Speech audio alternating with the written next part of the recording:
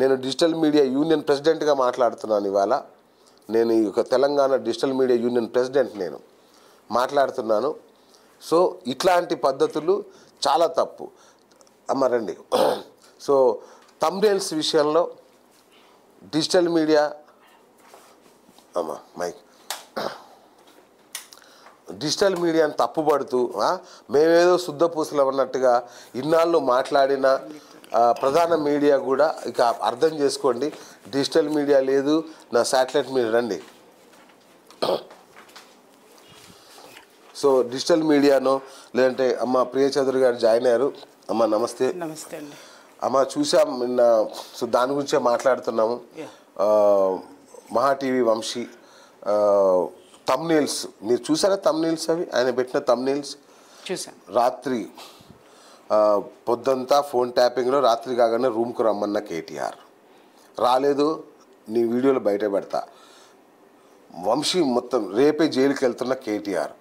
అంటే ఆ ఫ్యామిలీ మీద కక్ష కట్టి గత 11 ఏళ్ళుగా 12 ఏళ్ళుగా విధ్వంసం.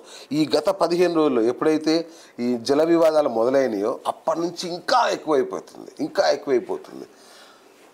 ఎట్లా చూడాలమ్మా దీన్ని? ముందైతే మాత్రం ఖండిస్తున్నా అండి. ఇది దాడి చేయడం అనేటటువంటి చర్య. ఎందుకంటున్నానంటే బాధ ఉంది, కాదని నేను అనడం లేదు. అయితే ఇక్కడ ఏంటంటే బేస్ గారు, ఫస్ట్ మనం నేర్చుకోవాల్సింది కూడా ఏంటి, ముఖ్యంగా అసలు మనకి ఒక గైడ్ లైన్స్ లేదు యూట్యూబ్ వచ్చిన తర్వాత. ఒకటి, మనమంతా శాటిలైట్ ఛానల్లోనూ పత్రికల్లో పనిచేసి వచ్చాం, అంతే కదా. కాబట్టి ఒక నీతి ఒక నియమం అనేది ఉంది. మేము పత్రికల నుంచి వచ్చిన తర్వాత వాటిల్లో పనిచేసి ఏంటి శాటిలైట్కి వచ్చిన తర్వాత గిలిగిలా కొట్టుకునేవాళ్ళం. అయ్యో ఏంటి ఇట్లుందేంటి, ఎందుకు అనంటే పేపర్కు ఉన్నటువంటి గైడ్ లైన్స్ ఎలక్ట్రానిక్ మీడియాకి లేవు. అవును, ఎలక్ట్రానిక్ మీడియాకు ఉన్న గైడ్ లైన్స్ అసలు ఏ గైడ్ లైన్స్ ఈ సోషల్ మీడియాకి లేవు. దాంట్లో వచ్చేటటువంటి న్యూస్ కానీ దాంట్లో వచ్చేటటువంటి ఇది కానీ అప్పట్లో కాస్త మనస్తాపం వచ్చేది, ఏంటి ఇలా ఎట్లా పడితే అట్లా వార్తలు వేయాల్సి వస్తుంది, దీనికి ఒక గైడ్ లైన్స్ లేదని. తర్వాత వాటికి గైడ్ లైన్స్ తీసుకురావడం అనేది జరిగింది. ఎందుకనంటే కాలానుగుణంగా ఏ మార్పులు చేసుకోవాలో దాన్ని బట్టి ఆ మార్పులు చేసుకుంటూనే ఉన్నాం మనం. కొంచెం వెనక్కి జరగండి.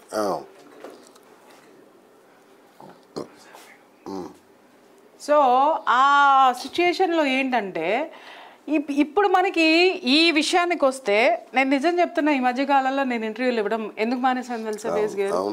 కేవలం థంబ్నెయిల్స్, పిచ్చి పిచ్చి థంబ్నెయిల్స్. నేను ఎన్నిసార్లు యాజమాన్యాలతో గొడవలు పడిన రోజులు కూడా ఉన్నాయి. ఎందుకు మీరు ఈ థంబ్నెయిల్స్ పెడుతున్నారు, ఇంత దరిద్రమైన థంబ్నెయిల్స్? అరే నా వ్యక్తిత్వం పోతుందండి అక్కడ. అంతే కదా. ఇప్పుడు నేను ఏం అసలు లోపల ఏం మాట్లాడుతున్నాను, థంబ్నెయిల్ చూస్తే ఏంటి ఇంత దరిద్రంగా నేను మాట్లాడానని నన్ను నేనే చెక్ చేసుకోవాల్సిన అవసరం.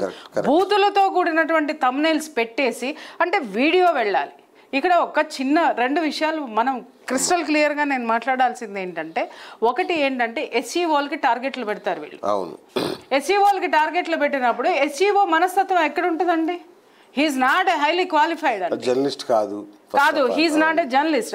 అతను ఏంటి సామాన్యమైనటువంటి మనుషుల పల్స్ అతనికి ఇది ఉంటుంది.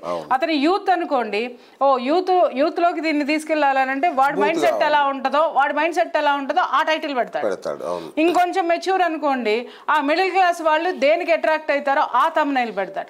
అరే ఓవరాల్ గా ఒక సమాజానికి మనం ఒక మెసేజ్ ఇవ్వడానికి ఏం టైటిల్ పెట్టాలి అనేటటువంటి అవగాహన ఎస్ఈఓలకి లేదు. నేను ఎస్ఈఓల్ని నేను కించపరచట్లేదు. ఎస్ఈఓలకి ట్రైనింగ్ ఉందా? ఎక్కడా లేదండి. ఇవాళ వచ్చేసి ఎవరు పడితే వాళ్ళు మీడియాలోకి వచ్చేసి, మీడియా అనన్నేంది, ఈ సోషల్ మీడియాలోకి వచ్చేసి. చిన్న సవరణ ఇక్కడ మీకు ఒక మాట చెప్పాలి. ఏ ఎస్ఈఓ అయినా మేనేజ్మెంట్ పాలసీకి అనుగుణంగానే థంబ్నెయిల్స్ పెడతారు. అంటే దానికి అదే వస్తున్నా, ఎందుకంటే దానికే వస్తున్నా. ఎవరు పడితే వాళ్ళు మీడియాలోకి వచ్చేసి, మీడియా ఏముంది, ఒక చిన్న సెల్ ఫోన్ పట్టుకొని ఒక సిస్టమ్ పెట్టేసుకుని ఈ మధ్య సెల్ ఫోన్ లోనే ఎడిటింగ్ చేసేసుకోవచ్చు, అయిపోయింది, థంబ్నెయిల్స్ పెట్టేస్తున్నారు, పంపించి అవతల పడేస్తున్నారు. ఇక్కడ మీరు అన్నట్టు యాజమాన్యానికి అనుగుణంగా అసలు యాజమాన్యానికి అవగాహన ఏదండి? యాజమాన్యాలు మీడియా నుంచి వచ్చినాయా? ఇప్పుడు మనం పనిచేసి వచ్చామనంటే పత్రికలో ఉన్నటువంటి ఎడిటర్ ఎవరు? ఆయన న్యూస్ కి సంబంధించినటువంటి వ్యక్తి, ఆయన వీటికి సంబంధించినటువంటి వ్యక్తి, వాళ్ళు ఉండేవాళ్ళు. కాబట్టి ఇమ్మీడియట్ గా మనం ఒక వార్త రాసినా, ఒక హెడ్ లైన్ పెట్టినా ఆయన దగ్గరికి వెళ్ళేది. ఆయన ఓకే అన్న తర్వాతనే అది బయటకు వచ్చింది. ఇప్పుడు కూడా వెళ్తున్నాయి, మీరన్నట్టు ఇప్పుడు కూడా వెళ్తున్నాయి. కానీ అప్పుడున్నది ఎడ్యుకేటెడ్ అండి, అప్పుడున్నటువంటి మేధావులు ఉన్నారండి. బట్ ఇప్పుడు ఎవరున్నారు? కొన్ని విలువలు ఉండేవి, విలువలు ఖచ్చితంగా ఉండేవి. ఎందుకంటే పత్రిక అంటే సమాజానికి ఒక దిశ నిర్దేశం చేసేటటువంటిది. అలాగే మీడియా కూడా అంతే. మీడియాలో ఎలక్ట్రానిక్ మీడియా వచ్చిన తర్వాత చాలా మంది తిట్టుకున్నారు, కానీ ఎలక్ట్రానిక్ మీడియా ఒక పెద్ద సంచలనం క్రియేట్ చేసింది కదా చెప్పాలంటే. అసలు ప్రింట్ మీడియా వెళ్ళలేనటువంటి ప్లేసుల్లో కూడా ఎలక్ట్రానిక్ మీడియా వెళ్ళి అసలు వ్యవస్థ ఎలా ఉంటది అనేటటువంటిది చూపించింది. అది అక్కడ వరకు తీసుకుంటే రాను ఏమైపోయింది, ఇక్కడ ఒకటి మీకు ఇంకొకటి కూడా చెప్తున్నా, మన చిన్నప్పుడు దూరదర్శన్ ఒకటే ఉండేది. కాబట్టి ఇవి ఏ పెంపకం వచ్చినా చూసేవాళ్ళం, ఏ సినిమా వచ్చినా చూసేవాళ్ళం. అది సత్యజిత్ర సినిమాలు చూసి జ్ఞానం తెచ్చుకున్నది ఎక్కడన్నా ఉంది అని అంటే దూరదర్శన్ లో. ఎందుకు అది చూసాం? అది ఒక్కటే ఉంది మనకి ఎంటర్టైన్మెంట్. కాబట్టి దాంట్లో ఏది వచ్చినా కూడా అది మనం చూసేవాళ్ళం. దూరదర్శన్ తర్వాత కొన్ని శాటిలైట్ ఛానల్స్ వచ్చినాయి, దాంట్లో వచ్చేటటువంటివి కొద్దిగా వేరియేషన్ వచ్చింది. ఆ తర్వాత ఈ శాటిలైట్ అనేది న్యూస్ ఛానల్ అనేటటువంటిది పుంఖాలుగా పర్మిషన్లు ఇవ్వడం వచ్చేసిన తర్వాత దీంట్లో ఏదో లాభాలు ఉన్నాయి అంటే ఇది ఒక వ్యాపార వేదికగా అయిపోయింది. ఫస్ట్ వ్యాపార మాధ్యమం ఎప్పుడైతే వార్త వ్యాపార మాధ్యమం అయిపోయిందో అక్కడే విలువలకి తిలోదకాలు పోయినాయి. వార్తలు అమ్మడము ఈరోజు రేపు నేను చాలామందిని నేను వింటున్నా, మనస్తాపం వస్తుంది. ఎవరైతే బ్రాడ్కాస్టింగ్లు పెట్టుకుంటున్నారో వాళ్ళకి ఎప్పుడైనా నేనే చాలాసార్లు చెప్పి పలానా న్యూస్ వెయ్యండి అని అంటే, మేడం ఆ న్యూస్కి ఎంత వస్తుందో అడగండి. నిజంగా బాధ అనిపిస్తుందండి నాకు. అంటే వార్తల్ని అమ్మడానికి ఈ విధమైనటువంటి ఈ వేదికలైన నిలయాలైన ఒక మాట పత్రికలే దీనికి శ్రీకారం చుట్టినాయి. పెయిడ్ న్యూస్ అనేది పత్రికలు మొదలుపెట్టే ఆ తర్వాత శాటిలైట్ ఛానల్ అవలంబిస్తే నేను ఒక్క మాట, పత్రికలు పెట్టినా ఇంత లేదండి. ఇది ఒప్పుకుంటా. పత్రికలు బాధ్యతగా 3/4% 30% బాధ్యతగా పనిచేస్తే 1/4 కమర్షియల్ కి వెళ్ళేటటువంటి, లేదా సగం బాధ్యతగా పనిచేసినా కూడా సగము కమర్షియల్ కి వెళ్ళేది. ఆ తర్వాత ఎలక్ట్రానిక్ మీడియా వచ్చిన తర్వాత 30% ఏమో పెయిడ్ దీనికి వెళ్ళింది. ఇప్పుడు వచ్చేసేసి ఒక 1/4 మాత్రమే ప్రజా సంక్షేమం. ఇప్పుడు మొత్తం టోటల్ గా 100కి 200% కమర్షియల్. వార్తల్ని అమ్మడం నిన్ను ఎప్పుడు నమ్మడం చెప్పండి. అసలు ఒక వార్త తెలుసుకోవాలంటే 4-5 ఛానళ్ళు 4-5 పేపర్లు చదివితే గానీ ఏది నిజమో తెలిసే పరిస్థితి లేదు. అసలు అది నిజమని నమ్మాల్సిన ఇది వస్తుందా? అన్ని చదివేసి అన్ని న్యూస్లు చూసేసి పక్కనే ఏది నమ్మాలో అర్థం కావట్లేదని పక్కన పెట్టాడు. కరెక్ట్ చెప్పారమ్మా. ఏది నమ్మాలో అర్థం కావట్లేదని పక్కన పెడుతున్నాం. కారణం ఏంటంటే ఇప్పుడు వచ్చేటటువంటి జర్నలిస్టులకి ట్రైనింగ్ లేవు. వాళ్ళకి ఏ విధంగా జర్నలిస్ట్ ట్యాగ్లు ఇస్తున్నారో తెలియదు, వాళ్ళ క్వాలిఫికేషన్స్ ఏంటో తెలియదు. నిజం చెప్తున్నాను కదా, పొద్దున్నే లెగిస్తే ఇలాంటివి స్లైడ్ పెట్టేసుకొని విపరీతంగా అరుపులు అరిచేస్తూ ఉంటారు. అరే మీరు అరవండి, అరిచేది ఏమన్నా విప్లవాత్మకమైనటువంటి దీన్ని ఏమన్నా తీసుకుని వస్తున్నారంటే, అరే నీకు సిగ్గులేదారా, అరే నీకు బుద్ధి లేదారా, అరే ఒరే తురే. అసలు ఈ భాష ఎక్కడిది? ఒక వార్తగా ఒక జర్నలిస్ట్ ఒక అనాలిసిస్ పెట్టుకుని ఒక అనలిస్ట్గా ఒక జర్నలిస్ట్గా ఈ భాష ఎక్కడి నుంచి పుట్టింది? ఇప్పుడు నేను ఇంటర్వ్యూలు ఇస్తా, ఇంటర్వ్యూస్లో నేను జనాల్ని పాయింట్అవుట్ చేసుకుంటూ వస్తా తప్పదా? వార్తలో ఎప్పుడు కూడా పరుష పదాలు వాడడం కానీ ఇలాంటి ఏకవచనాలు కానీ ఇట్లాంటివి కానీ భాష చాలా ముఖ్యం. ఈరోజు అసలు ఈ భాషకు వచ్చిన దౌర్భాగ్యం ఎక్కడొచ్చిందంటే అక్కడ కూడా మనం కేసీఆర్ గారినే మనం టార్గెట్ చేయాల్సింది. ఆయన ఆ ఉద్యమం టైంలో జనానికి జనం యొక్క నాడి పట్టుకోవాలి అని అంటే వాళ్ళ భాషలోకి వెళ్ళిపోవాలన్నారు. అది అక్కడ వరకే పరిమితం. చివరికి ఏమైందంటే పాపం ఆయన తాను మార్చుకుని ఒక సభలో చాలా అద్భుతంగా మాట్లాడాడు. ఎవ్వరు ఆ సభలో చప్పట్లు కొట్ల. ఆ తర్వాత మళ్ళీ ఆయనకే క్లాస్ స్పీకర్, ఏం సార్ మీరు తిడితే మీరు సిగ్గులేదా అంటే మీరు థూ అని ఊస్తే అప్పుడు మా నాళ్ళకి జోష్ వస్తుంది సార్, ఈ దిక్కుమాలని అన్నీ ఏంటి అని అంటే ఆయన మళ్ళీ వెనక్కి వెళ్ళాల్సి వచ్చింది. అర్థమైందా? అంటే జనం మనుషుల్ని మారుస్తున్నారా, నాయకులు జనాల్ని మారుస్తున్నారా అంటే ఇక్కడ మనం ఆలోచించాల్సింది ఒక వ్యక్తి ముందుకు వెళ్తున్నప్పుడు తను ఏ ఆయుధంతో వెళ్తున్నాడో ఆ ఆయుధం యొక్క పవర్ ఏంటి, అది మిస్యూజ్ అంటే తన చేతిలో ఉన్నంత వరకు బాగానే ఉంటుంది, అది తను వదిలేస్తే దాన్ని పట్టుకునేవాడెవడు. ఇప్పుడు కేసీఆర్ గారు వదిలేసిన దాన్ని ఈ జర్నలిస్టులు అందరూ పట్టుకున్నారు, సోకాల్డ్ జర్నలిస్టులు అందరూ పట్టుకున్నారు. ఆ తర్వాత ప్రతి మీడియాలోనూ పట్టుకున్నారు. వాడు ఎవడో కూర్చొని మొన్న లకారాలు తిట్టేసి ఒక మర్డర్ చేసినటువంటి ఇద్దరు ఆడాళ్ళని లకారాలు తిట్టేసేసి విపరీతంగా అరుస్తున్నాడు. నేను చెప్తున్నాను, మీరు అందరు లోపలికి వెళ్తారు, అర్థమవుతుందా మీకేమన్నా? మళ్ళీ ఇంకొక విషయం, వీళ్ళ మీద కేసులు పెడితే గగ్గోలెట్టేస్తున్నారు. నేను చాలా గొప్పగా ప్రపంచానికి ఉద్ధరించేస్తున్నాను, నేను ప్రపంచాన్ని కాపాడేస్తున్నాను అంటే మీరు కాపాడకముందు మేము లేవా? అసలు మేము చేసిన వాటిల్లో మేము చేసిన ఉద్యమాలు కానివ్వండి, మేము జనానికి ఇచ్చిన సమాచారాల్లో కానీ మీరు ఎక్కడున్నారు? అసలు ఇప్పుడు ఉద్యమాలు ఏం నడుస్తున్నాయి? మీరు ఏమి నడిపిస్తున్నారు? మీ మాటలు నడిపిస్తున్నారు మీడియాలో. ఈ థంబ్నెయిల్స్ అనేటటువంటిది ఏ రోజుకైనా మీ ప్రాణానికి మీ పీకలకి చుట్టుకుంటుంది. యాజమాన్యాలకి చెప్తున్నారు, మీరు ఎస్సీఓలకి టార్గెట్ పెడుతున్నారు. ఆ ఎస్సీఓలు ఏం చేస్తున్నారు? వీడియో వెళ్ళాలి అని చెప్తున్నారు. ఇట్లాగే ఒక మీడియా పర్సన్ ఇది వచ్చేసి, మేడం ఎప్పుడో ఒక 3 years బ్యాక్ అనమాట, మేడం మీ థంబ్నెయిల్స్ చూసి నేను అసలు మీ వీడియోలు అంటే భయపడిపోయానండి, కానీ ఎందుకో ఎప్పుడో ఒక వీడియో చూశాను నేను మీది, అద్భుతంగా ఉంది, అప్పటి నుంచి దాదాపు కనీసం ఒక 100 వీడియోలు చూసి ఉంటానండి. మీరు మాట్లాడే మాటలకి థంబ్నెయిల్స్కి సంబంధం లేదు మేడం, దయచేసి థంబ్నెయిల్స్ చేంజ్ చేయమని చెప్పండి, మాలాంటి వాళ్ళని కూడా చూస్తాం. అయితే అమ్మ, మీరు చెప్పేది జనరల్గా జరుగుతున్న వ్యవహారం. ఇక్కడ మహాన్యూస్ విషయంలో జరిగింది భాష కాదు, భావం చూడాలి ఇక్కడ. ఆ విషయానికి కూడా వస్తున్నానండి, ఎందుకంటే అది తెలియాలంటే మనం ఇది చెప్పాలి కదండి. ఇప్పుడు కేసీఆర్ గారి లాగా ముందు మాట్లాడి తర్వాత మనం దాన్ని ఏమంటారు, జీవోలు బయటికి తీయాలన్నమాట. ముందే జీవో బయటికి తీస్తే అర్థం కాదు. ఆయన భాషలో మనం ఎక్స్ప్లెయిన్ చేస్తే తప్ప ఎక్కడ తప్పు జరుగుతుందని. ఇప్పుడు విషయానికి వస్తా. ఇక్కడ ఏమవుతుందంటే, ఎందుకు పీకల మీదకి పట్టుకుంటుంది అని అంటున్నానంటే, మీరు ఒక వ్యక్తిని క్యారెక్టర్ అసాసినేషన్ చేసేటప్పుడు ఆ వ్యక్తికి ఒక సంసారం ఉంటుంది, ఆ వ్యక్తికి ఒక పరపతి ఉంటుంది. పరపతి, అండర్లైన్ దిస్ పాయింట్. ఇప్పుడు అదేంటి, వాళ్ళ యొక్క పరిపాలనలో అవకతవకలు జరగండొచ్చు, అవినీతి ఉండొచ్చు, కానీ అవినీతిని బయట పెట్టండి తప్ప, అవినీతిని ఆధారాలతో సహా బయట పెడితే అసలు ఈ తిట్లు తిట్టాల్సిన అవసరం ఏముందండి? ఈ థంబ్నెయిల్ పెట్టాల్సిన అవసరం ఏముంది? సరే వీళ్ళు పాలకులు, వీళ్ళు అవినీతికి పడ్డారు, బాగుంది. మీరు పెట్టేటటువంటి థంబ్నెయిల్స్లో అవతల ఉన్నటువంటి మహిళలు, వాళ్ళకొక భవిష్యత్తు లేదా, వాళ్ళకొక జీవితం లేదా? అంటే చాలామంది ఏమంటారు అంటే, మేము వాళ్ళ పేర్లు బయట పెట్టట్లేదు కానీ, అంటే జనం అంత ఎదవలా తెలీదా? ఎర్ర చొక్కా వేసుకున్నాడు, కొంచెం లావుగా ఉంటాడు, చేతికి వాచి పెట్టుకున్నాడు, చక్కగా పక్కకు దూకుంటాడు, గడ్డ ఉంటుంది, ఎవరండి? నేను చెప్పానా? ఏదో తెలివి, ఇలాంటి తెలివితేటలు, అతి తెలివి. అవును, ఈ నిందని కేటీఆర్ గత 12 ఏళ్ళుగా మోస్తున్నాడు. ఎప్పుడు వాళ్ళు తిరగబడలా, ఇప్పుడు తిరగబడ్డారంటే ఈ తప్పుడు థంబ్నెయిల్స్. ఎవరికైనా కానీ ఒక ఓర్పు ఉంటుంది, ఎవరికైనా ఓర్పు ఉంటుంది. ఆ ఓర్పుని దాటెళ్తే, నిజంగా మొన్న మహాన్యూస్లో జరిగినటువంటి దాడి చూస్తే, నిజం చెప్తున్నాను, అక్కడ ఏమి జరగలేదని అనుకోవాలి.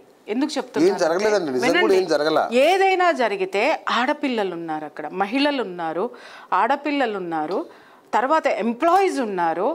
ఎవరికైనా జరగకూడని ఆవేశంలో ఏదైనా జరిగి ఉంటే ఆ ప్రాణాలు తెచ్చేవాళ్ళ. ఎవరైనా సరే, మీరైనా నేనైనా సరే, ఆ బాధ్యత. ఒక సంస్థ నడుపుతున్నప్పుడు మన వెనక ఎంతమంది ఉన్నారు, మన కింద ఎంతమంది ఉన్నారు, మనం ఇచ్చే జీతము వాళ్ళ జీవితాలు. జీతాలు కాదు మనం ఇచ్చేది, జీవితాలను నిలుపుతున్నాం. ఆ జీవితాల్ని నిలబెట్టడానికి మనం ఎన్ని చర్యలు తీసుకోవాలి, ఎంత సెక్యూరిటీని మనం వాళ్ళకి ఇవ్వాలి. ఫస్ట్ ఏ మనిషికైనా ఒక ఓర్పు ఉంటుందండి. ఇంకొకటి, మీరన్నట్టుగానే అవినీతి చేస్తున్నారు, రాజకీయ నాయకులు అండదండలు ఉన్నాయి, బలం ఉంది, ఏదో ఉంది అని మాట్లాడుతున్నారు. మరి ఆ బలవంతుడు మన మీద తిరగబడడా? బలవంతుడిని చట్టానికి పట్టించేటటువంటి ప్రయత్నాలు మనం చెయ్యాలి. కానీ ఎంతసేపు ఛానళ్ళు పెంచుకోవాలి, వీడియోలు పెంచుకోవాలి, హైప్ పెంచుకోవాలి, ఛానల్ నడవాలి అన్నారు, బాగుంది. ఎందుకంటే నేను కూడా అదే మాట మాట్లాడతాను. కానీ ఎలా నడుపుతున్నావు నువ్వు? త్రుటిలో తప్పిన ప్రమాదం, అదే పరిస్థితుల్లో వంశీ గారు ఆఫీస్లో ఉండుంటే ఆయన పరిస్థితి ఏమై ఉండుండేది చెప్పండి. తర్వాత పోలీసులు కేసులు పెడతామండి, తర్వాత ఇంకేదో చేస్తామండి, కానీ ముందు డ్యామేజ్ అయితే మాత్రం జరిగేదా లేదు. నిజం చెప్పాలంటే అక్కడ ఉన్న వాళ్ళందరూ అదృష్టవంతులు.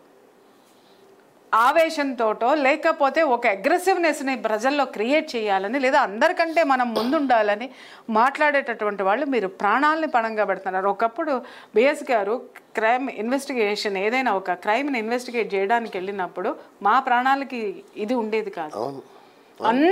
అంత దీంతో సాక్ష్యాధారాలు సేకరించడానికి కానీ రోజుల తరబడి ఇల్లు వదిలి బయటికి పోయి తీసుకొని వస్తే అది ప్రభుత్వానికి ఉపయోగపడేది, మనుషులకు ఉపయోగపడేది, ఆ అరాచకాలను అరికట్టేవాళ్ళం. ఇవాళ నేను మాట్లాడుతున్నా ప్రతి ఒక్కడు ఇది వేసుకొని కూర్చొని గయమని ఒక కులానికి కొమ్ము కాస్తున్నాడు. కులం అంటే గుర్తొచ్చింది. నిన్న 1-2 ఛానల్స్ మాట్లాడినవి నేను చెప్తున్నాను. ఏదో ఒక రోజున మిమ్మల్ని కటకటాల వెనక్కి నెట్టకపోతే అడగండి. వంశీ అనేటటువంటి పర్సన్ని చేశాడు, అతని మీద దాడి జరిగింది, బాగానే ఉంది. వంశీ కులం ఏం చేసిందండి? ప్రియా చౌదరి గారు, అందరి చౌదరీలు తప్పుడు వ్యక్తులు కాదు, తప్పుడు మనుషులు. వంశీ కులమే, వాడెవ్వడో ప్రపంచానికి తెలియదు. వాడు లత్తుకోరు పిట్టగాడు, వాడిని తంతే ఎక్కడికి ఎందుకు పనికిరాడో మాకు చేతగాక కాదు. ఎందుకు కులాన్ని తీసుకొస్తున్నారు? కులం ఏం చేసిందండి? కులంలో ఎంతమంది ఉన్నారు? అరే ఒక విషయం జరిగినప్పుడు ఇష్యూ మీద మాట్లాడండి. మీరు కులాల్ని తీసుకొని వచ్చేసి ఇవాళ కొన్ని మీడియా వేదికలు వీళ్ళని అసలు మీడియా అనను నేను, కొంతమంది యూట్యూబర్స్ కులం యొక్క ట్యాగులు తగిలించుకొని ఆ కులంలో ఉన్నటువంటి వాళ్ళని రెచ్చగొట్టి ఒక ముఠాల కింద తయారు చేసి సొసైటీలో అనిశ్చితి క్రియేట్ చేస్తున్నారు. అనిశ్చితి, ఏ ఒక్కరు ఇంకొకరితోటి మింగిల్ అయ్యేటటువంటి పరిస్థితి లేకుండా, అంటే వీళ్ళ నాలెడ్జ్ ఏ స్థాయిలో దిగజారిపోయిందో చూడండి. వీళ్ళని అసలు మనం ఎందుకు కొనసాగించాలి? మీరు రాకముందు కూడా నేను ప్రేక్షకులకు అదే చెప్పాను, అందరి చౌదరీలు ఇట్లాంటి తప్పుడు పనులు చేయరు, మీరు ఆపాదించకండి అని కూడా నేను ప్రేక్షకులకు విజ్ఞప్తి. నేను ఒక్కటే మాట మాట్లాడుతున్నానండి, ఎంతమంది చౌదరులు చేశారో తీసుకురమ్మని చెప్పండి. ఎవరు చేస్తారు? అలాగే ఈ కొట్టినాడు ఎన్ని దాష్టికాలు చేశాడో నేను చెప్తా, ఎంతమంది దగ్గర డబ్బులు తీసుకున్నాడో నేను చెప్తా, వాడు వెనక ఉన్న బ్యాక్గ్రౌండ్ ఏంటో నేను చెప్తా. అంటే మాకు చేత కాకనా మాకు స్లైడ్ పెట్టుకొని మాకు ఇలాగే పెట్టుకొని అరే 2 లక్షలు పడేస్తే నాకు ఆ సిస్టమ్ వస్తుంది, రోజు కలిపి కూర్చొని కొడితే ఒక్కొక్కడు ఏ దాష్టికాలు చేస్తున్నాడు అనేది జాగ్రత్త. కులం అనేటటువంటి దాన్ని తీసుకొచ్చారంటే నాలుక కోసేస్తారు జనం. అరే అలా కులాల ప్రకారం విభజిస్తున్నారు, పార్టీల ప్రకారం కొట్టుకు చేస్తున్నారంటే పక్కన ఉందండి. ఏమొచ్చిందండి? మీడియా ఛానల్ పెట్టుకొని కులాలను ఎందుకు తీస్తున్నారు? అరే మీరు జర్నలిస్ట్లని ఇట్టండి ఎవరైనా అంటే ఉరికిచ్చి కొట్టాలి. అరే ఏ విలువలు ఉన్నాయి వీళ్ళకి? ఇష్టం వచ్చినట్టు మాట్లాడి ఇష్టం వచ్చినట్టు చేసుకుంటూ, అరే ఇన్ని సంవత్సరాలు నేను ఫీల్డ్లో ఉన్నా, ఎంతమంది నాకు ఫ్రెండ్స్ ఉన్నారు, ఎక్కడ నేను ఆ ముద్ర వేయించుకొని రాను. ఈ మధ్య నేను చూస్తున్నానండి, ఒక 2-3 దరిద్రులు తయారయ్యారు. ఒక 2-3 దరిద్రులు తయారైపోయి అసలు విశ్లేషణ రాదు వాళ్ళకి, కాపీ పేస్టులు తీసుకొని ఇష్టం వచ్చినట్టు కులాలను రెచ్చగొడుతున్నారు. జాగ్రత్త. ఇంకొకసారి ఇలాంటి ఏ కులమైనా సరే నేను చెప్తున్నాను, ఒక కులాన్ని భుజాన వేసుకొని వచ్చి ఒక కులాన్ని దూషించుకుంటూ మీరు గనక వీడియోలు చేస్తే మాత్రము జనాల్లోకి బలంగా తీసుకెళ్లాల్సి ఉంటుంది. ఏంటండి, ఒక కులాన్ని మీరు భుజాన వేసుకుంటే ఆ కులానికి కూడా పనికిరారు మీరు. ఏమండి, ఆర్ కృష్ణయ్య గారు ఉన్నారు, బీసీల కోసం ఎంత కొట్లాడాడండి ఆయన. ఏళ్ళకి మళ్ళీ మీడియా హౌసులు పెట్టుకొని బ్లాక్ మెయిలర్స్ కింద తయారయ్యాడు ఆయన జీవితం మొత్తం ధారపోసాడండి. ఒక నాయకుడిగా బీసీ తరఫున పోరాడినాడు అంటే ఆ నాయకుడి పేరు చెప్తాడు. మీ పేర్లు ఎవడరా చెప్తారు? ఎప్పుడైతే ఆయన పొలిటికల్ గా ఒక మార్క్ వేసుకున్నాడో ఒక్కళ్ళు ఓటు వేయలేదు ఆయనకి. ఎన్ని ఓట్లు వచ్చినాయి చెప్పండి. కనీసం ఎమ్మెల్యేగా గెలిచారా ఆయన? ఎందుకు గెలవలేదు చెప్పమంటారా? అది కూడా చెప్తున్నాను వినండి.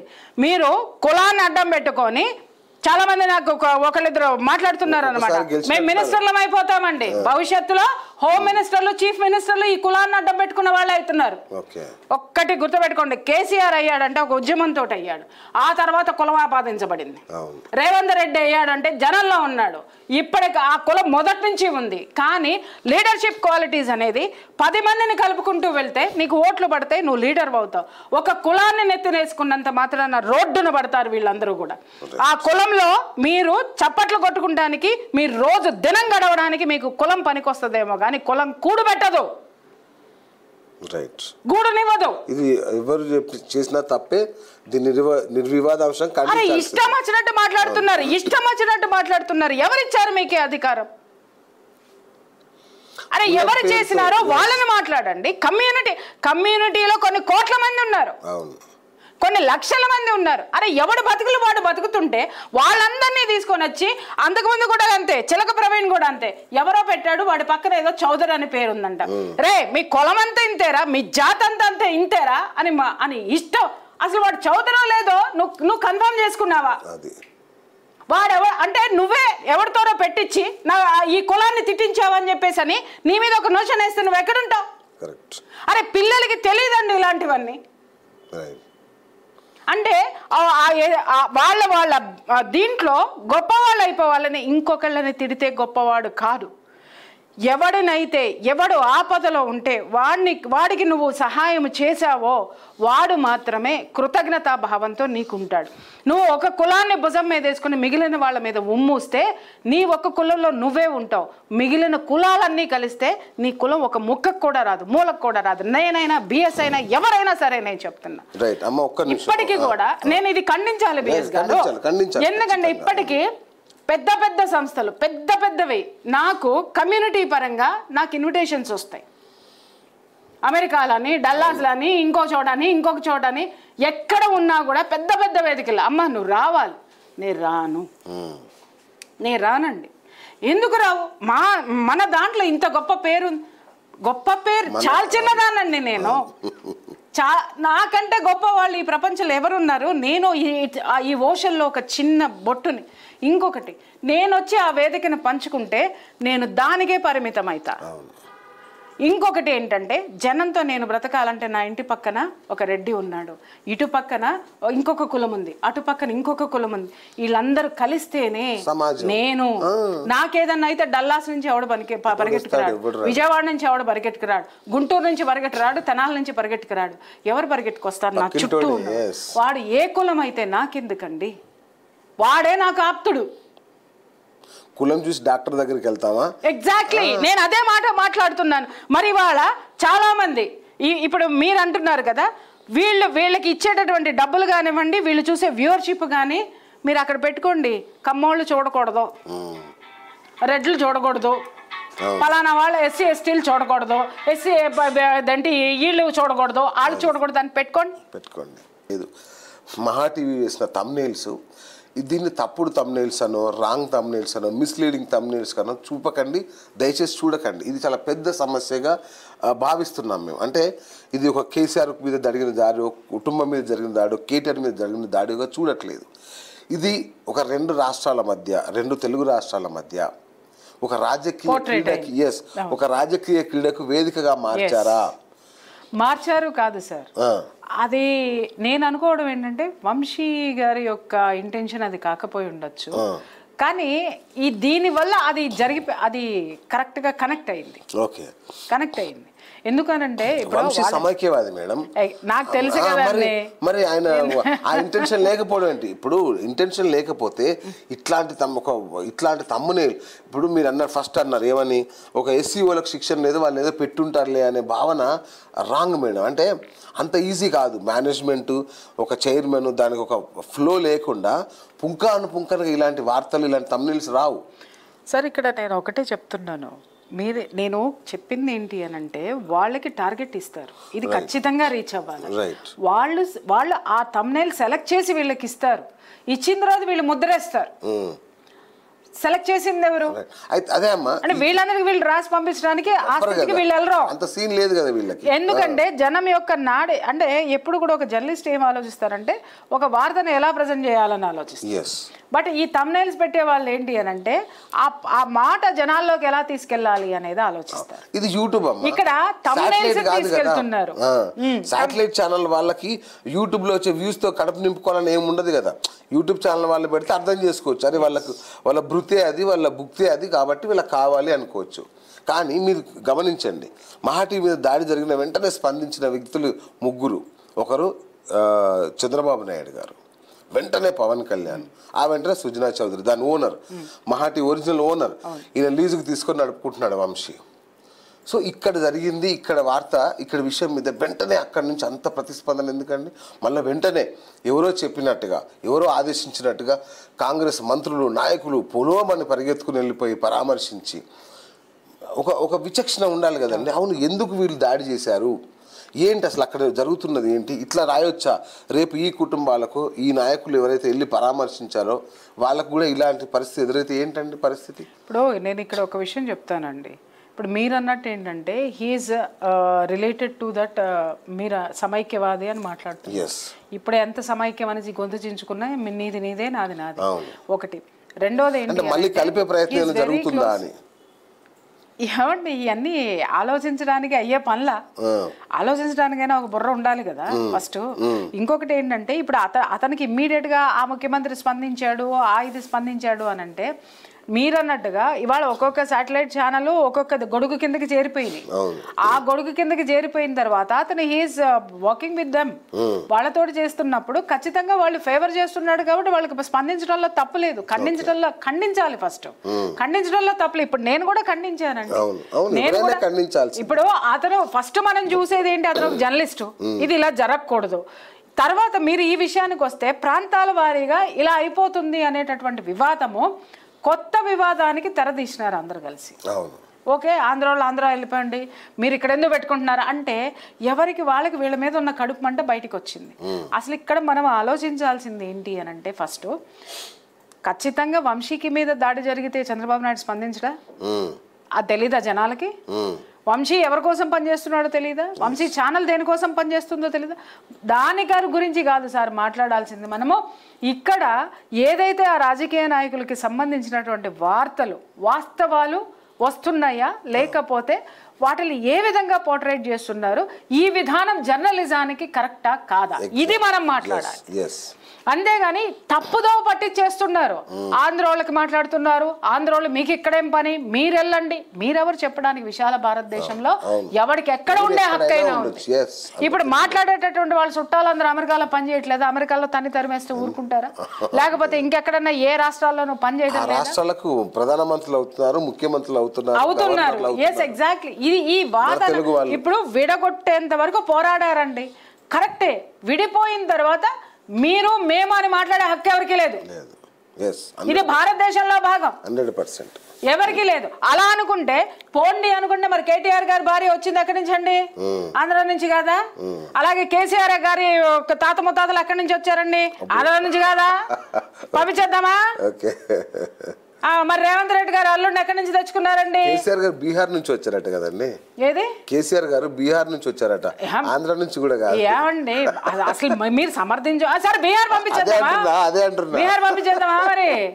మరి అలాగే రేవంత్ రెడ్డి గారు అల్లుడు ఎక్కడి నుంచి వచ్చాడండి? ఆంధ్ర నుంచి కాదా? మరి ఏం చేద్దాం, విడాకులు ఇప్పిద్దామా? పిచ్చితనం ఈ వార్తలన్నీ కూడా. ఇవన్నీ కూడా చాలా చెత్త. మనం మాట్లాడాల్సింది వాళ్ళ జర్నలిజంలో విలువలు ఎందుకు దిగజారుతున్నాయి, జర్నలిజం ముసుగులో ఎందుకు ఇలాంటి ఈ ప్రాంతీయ విభేదాలను ఇంకా రెచ్చగొట్టి, ఇంకా జనాలను రెచ్చగొట్టి, ఇవన్నీ వ్యూవర్షిప్ కోసము ఎవరికి వాళ్ళకి వ్యక్తిగతమైనటువంటి మనుగడ కోసం చేసేటటువంటివి. అరే వ్యవస్థకి సంబంధించిన విషయాలు ఇంకా మనం మాట్లాడమా? ఇప్పుడు మనం అక్కడ మాట్లాడాల్సింది అసలు ఫోన్ ట్యాపింగ్ చేయాల్సిన అవసరం ఏముంది? ఆ ఫోన్ ట్యాపింగ్ లో ఎన్ని దారుణాలు జరిగాయి? ఫోన్ ట్యాపింగ్ అనేది అఫీషియల్, ఏ ప్రభుత్వం అయినా ఫోన్ ట్యాపింగ్ చేసుకోవచ్చు. ఇవాళ నేను ఒక వార్త కూడా మీకు చూపిస్తా. కేంద్ర ప్రభుత్వం ఒక లెటర్ జారీ చేసింది రాష్ట్ర ప్రభుత్వాలకి. ఏమని అంటే మీరు ఫోన్ ట్యాపింగ్ ఇక్కడ నుంచి వేరే రాష్ట్రాల్లో కూడా మీరు ఫోన్ ట్యాపింగ్ చేసుకోవచ్చు, దీని మీద అభిప్రాయం చెప్పండి అని ఒక వార్త వచ్చింది ఇంతకు ముందు. మరి దాన్ని ఏమంటారు? అది అఫీషియల్. అయితే ఏ రీజన్ తో ఎవరిని చేసి, ఇప్పుడు నేను అదే అంటున్నా, ఆ ఫోన్ ట్యాపింగ్ చేసిన మూలం ఏంటి?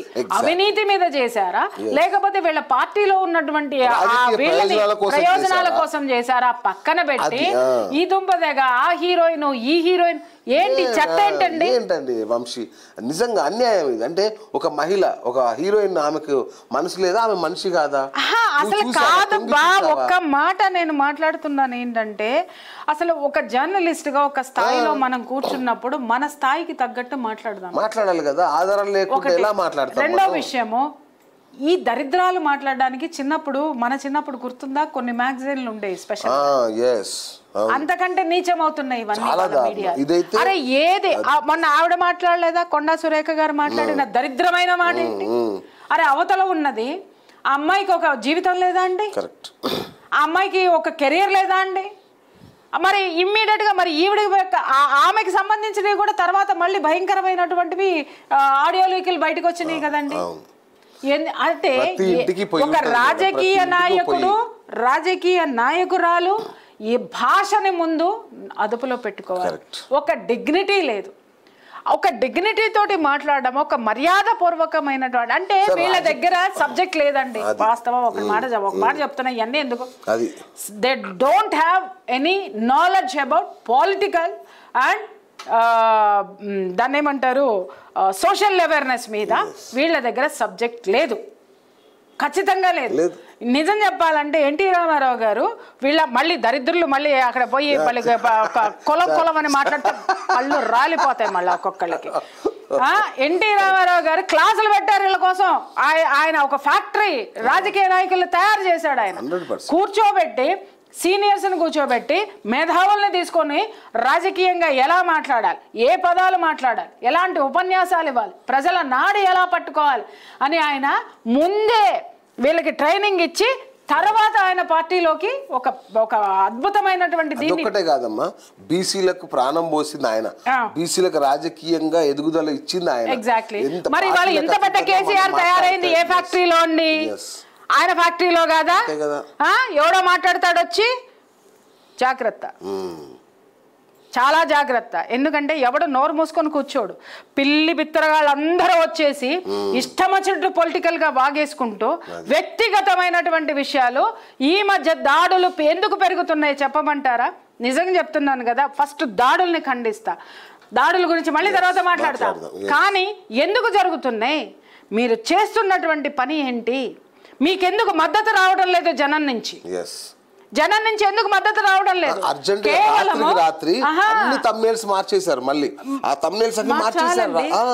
అదే చెప్తున్నా, వార్త ఎప్పుడు కూడా నిజమే వార్త అవుతుంది తప్ప వార్త నిజం కాదు.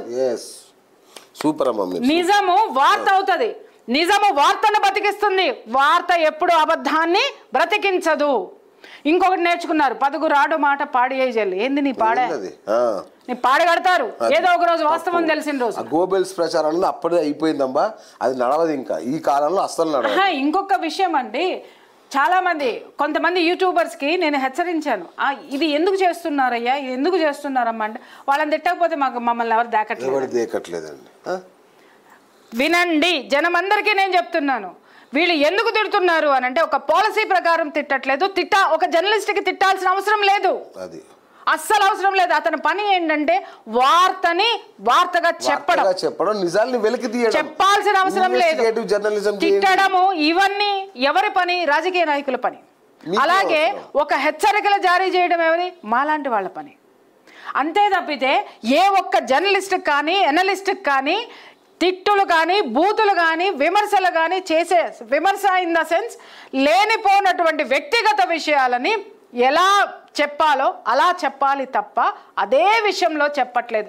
ప్రతి ఒక్కళ్ళు ఈరోజు ఎందుకు అరిచి గోల పెట్టి అరుస్తున్నారంటే, వీళ్ళకి ఈ కింద క్యాడర్లో ఉన్న వాళ్ళే వీళ్ళకి జైలు కొడతారండి. ఎవరు ఎడ్యుకేటెడ్ పర్సన్స్ ఎవరు వీళ్ళ దగ్గర కూడా రానివ్వరు. ఇంకొకటి ఏంటంటే, నేను మీ అందరికీ కూడా నేను మంచిగా చెప్తున్నాను, యూట్యూబర్స్కి నేను చెప్తున్నాను వినండి. మీరు మీ భాషను ఎంత పాలిష్ చేసుకుంటే, మీ సబ్జెక్టుని ఎంత పాలిష్ చేసుకుంటే మీకు మరిన్ని వేదికల్లో దొరుకుతాయి, బ్రహ్మాండంగా వ్యూస్ వస్తాయమ్మా. వీళ్ళ యొక్క ఎదుగుదలకి ఎన్నో ఉన్నతమైనటువంటి వేదికలు దొరుకుతాయి.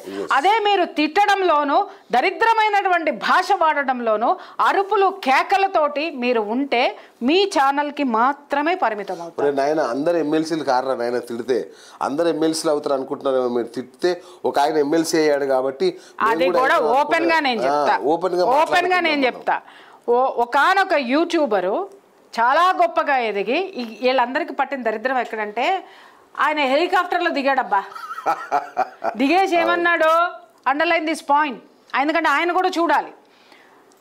అరే హెలికాప్టర్లో ఎట్లా దిగుతున్నావు, హెలికాప్టర్కి అంత పైసలు యాడ్ నుంచి ఎందుకు రావాయ్, హెలికాప్టర్లో దిగుతాం, అవసరమైతే హెలికాప్టర్ కొంటాం అన్నాడు. అంతే, ఇప్పటి వరకు ఒక సభ లేదు. చూడండి, ఎవరైనా ఒదిగిన కొద్దీ ఎదుగుతారు. అన్యాయాన్ని అన్యాయంగా ఎదిరించండి. అన్యాయం అని చెప్పే దమ్ము ధైర్యం ఎవరికైనా ఉందా? ఒక నాయకుడికో, లేకపోతే ఒక వర్గానికో, లేకపోతే ఒక కులానికో మీరు పరిమితం అయిపోతే ఖచ్చితంగా చెబుతున్నా మిగిలిన కులాలన్నీ మిమ్మల్ని అడ్డుకుంటాయి. ఎందుకంటే ఒక రాజకీయ పార్టీలో మీ కులమే ఉండదు, లేదా మన కులమే ఉండదు, మా కులమే ఉండదు. ప్రతి ఒక్కడి అభిప్రాయ సేకరణతోటే ఉంటుంది. అలాగే ఇంకొక మాట కూడా చెప్తున్నాను. ఒక వ్యక్తి ఇలాగే మాట్లాడాడు, ఉన్నవాళ్ళ పిల్లల్ని తీసుకొని వచ్చేయండి, పెళ్లి చేసేసుకుంటే నేను ₹1,00,000 ఇస్తా, మీరెందుకు ఎస్సీ ఎస్టీ పిల్లలందరూ కలిసి ఉన్నత కులమైన వర్గాల పిల్లల్ని తీసుకొచ్చేయండి అన్నాడు. ఆయన లీడర్గా ఎదగడానికి మాట్లాడాడు. తరువాత అతను ఒకానొక అద్భుతమైనటువంటి అవకాశాన్ని కూడా అదే కోల్పోయి తర్వాత తన మాటల్ని వెనక్కి తీసుకున్నాడు. ఒక ఎమ్మెల్యే సీటు పోయింది. కరెక్ట్.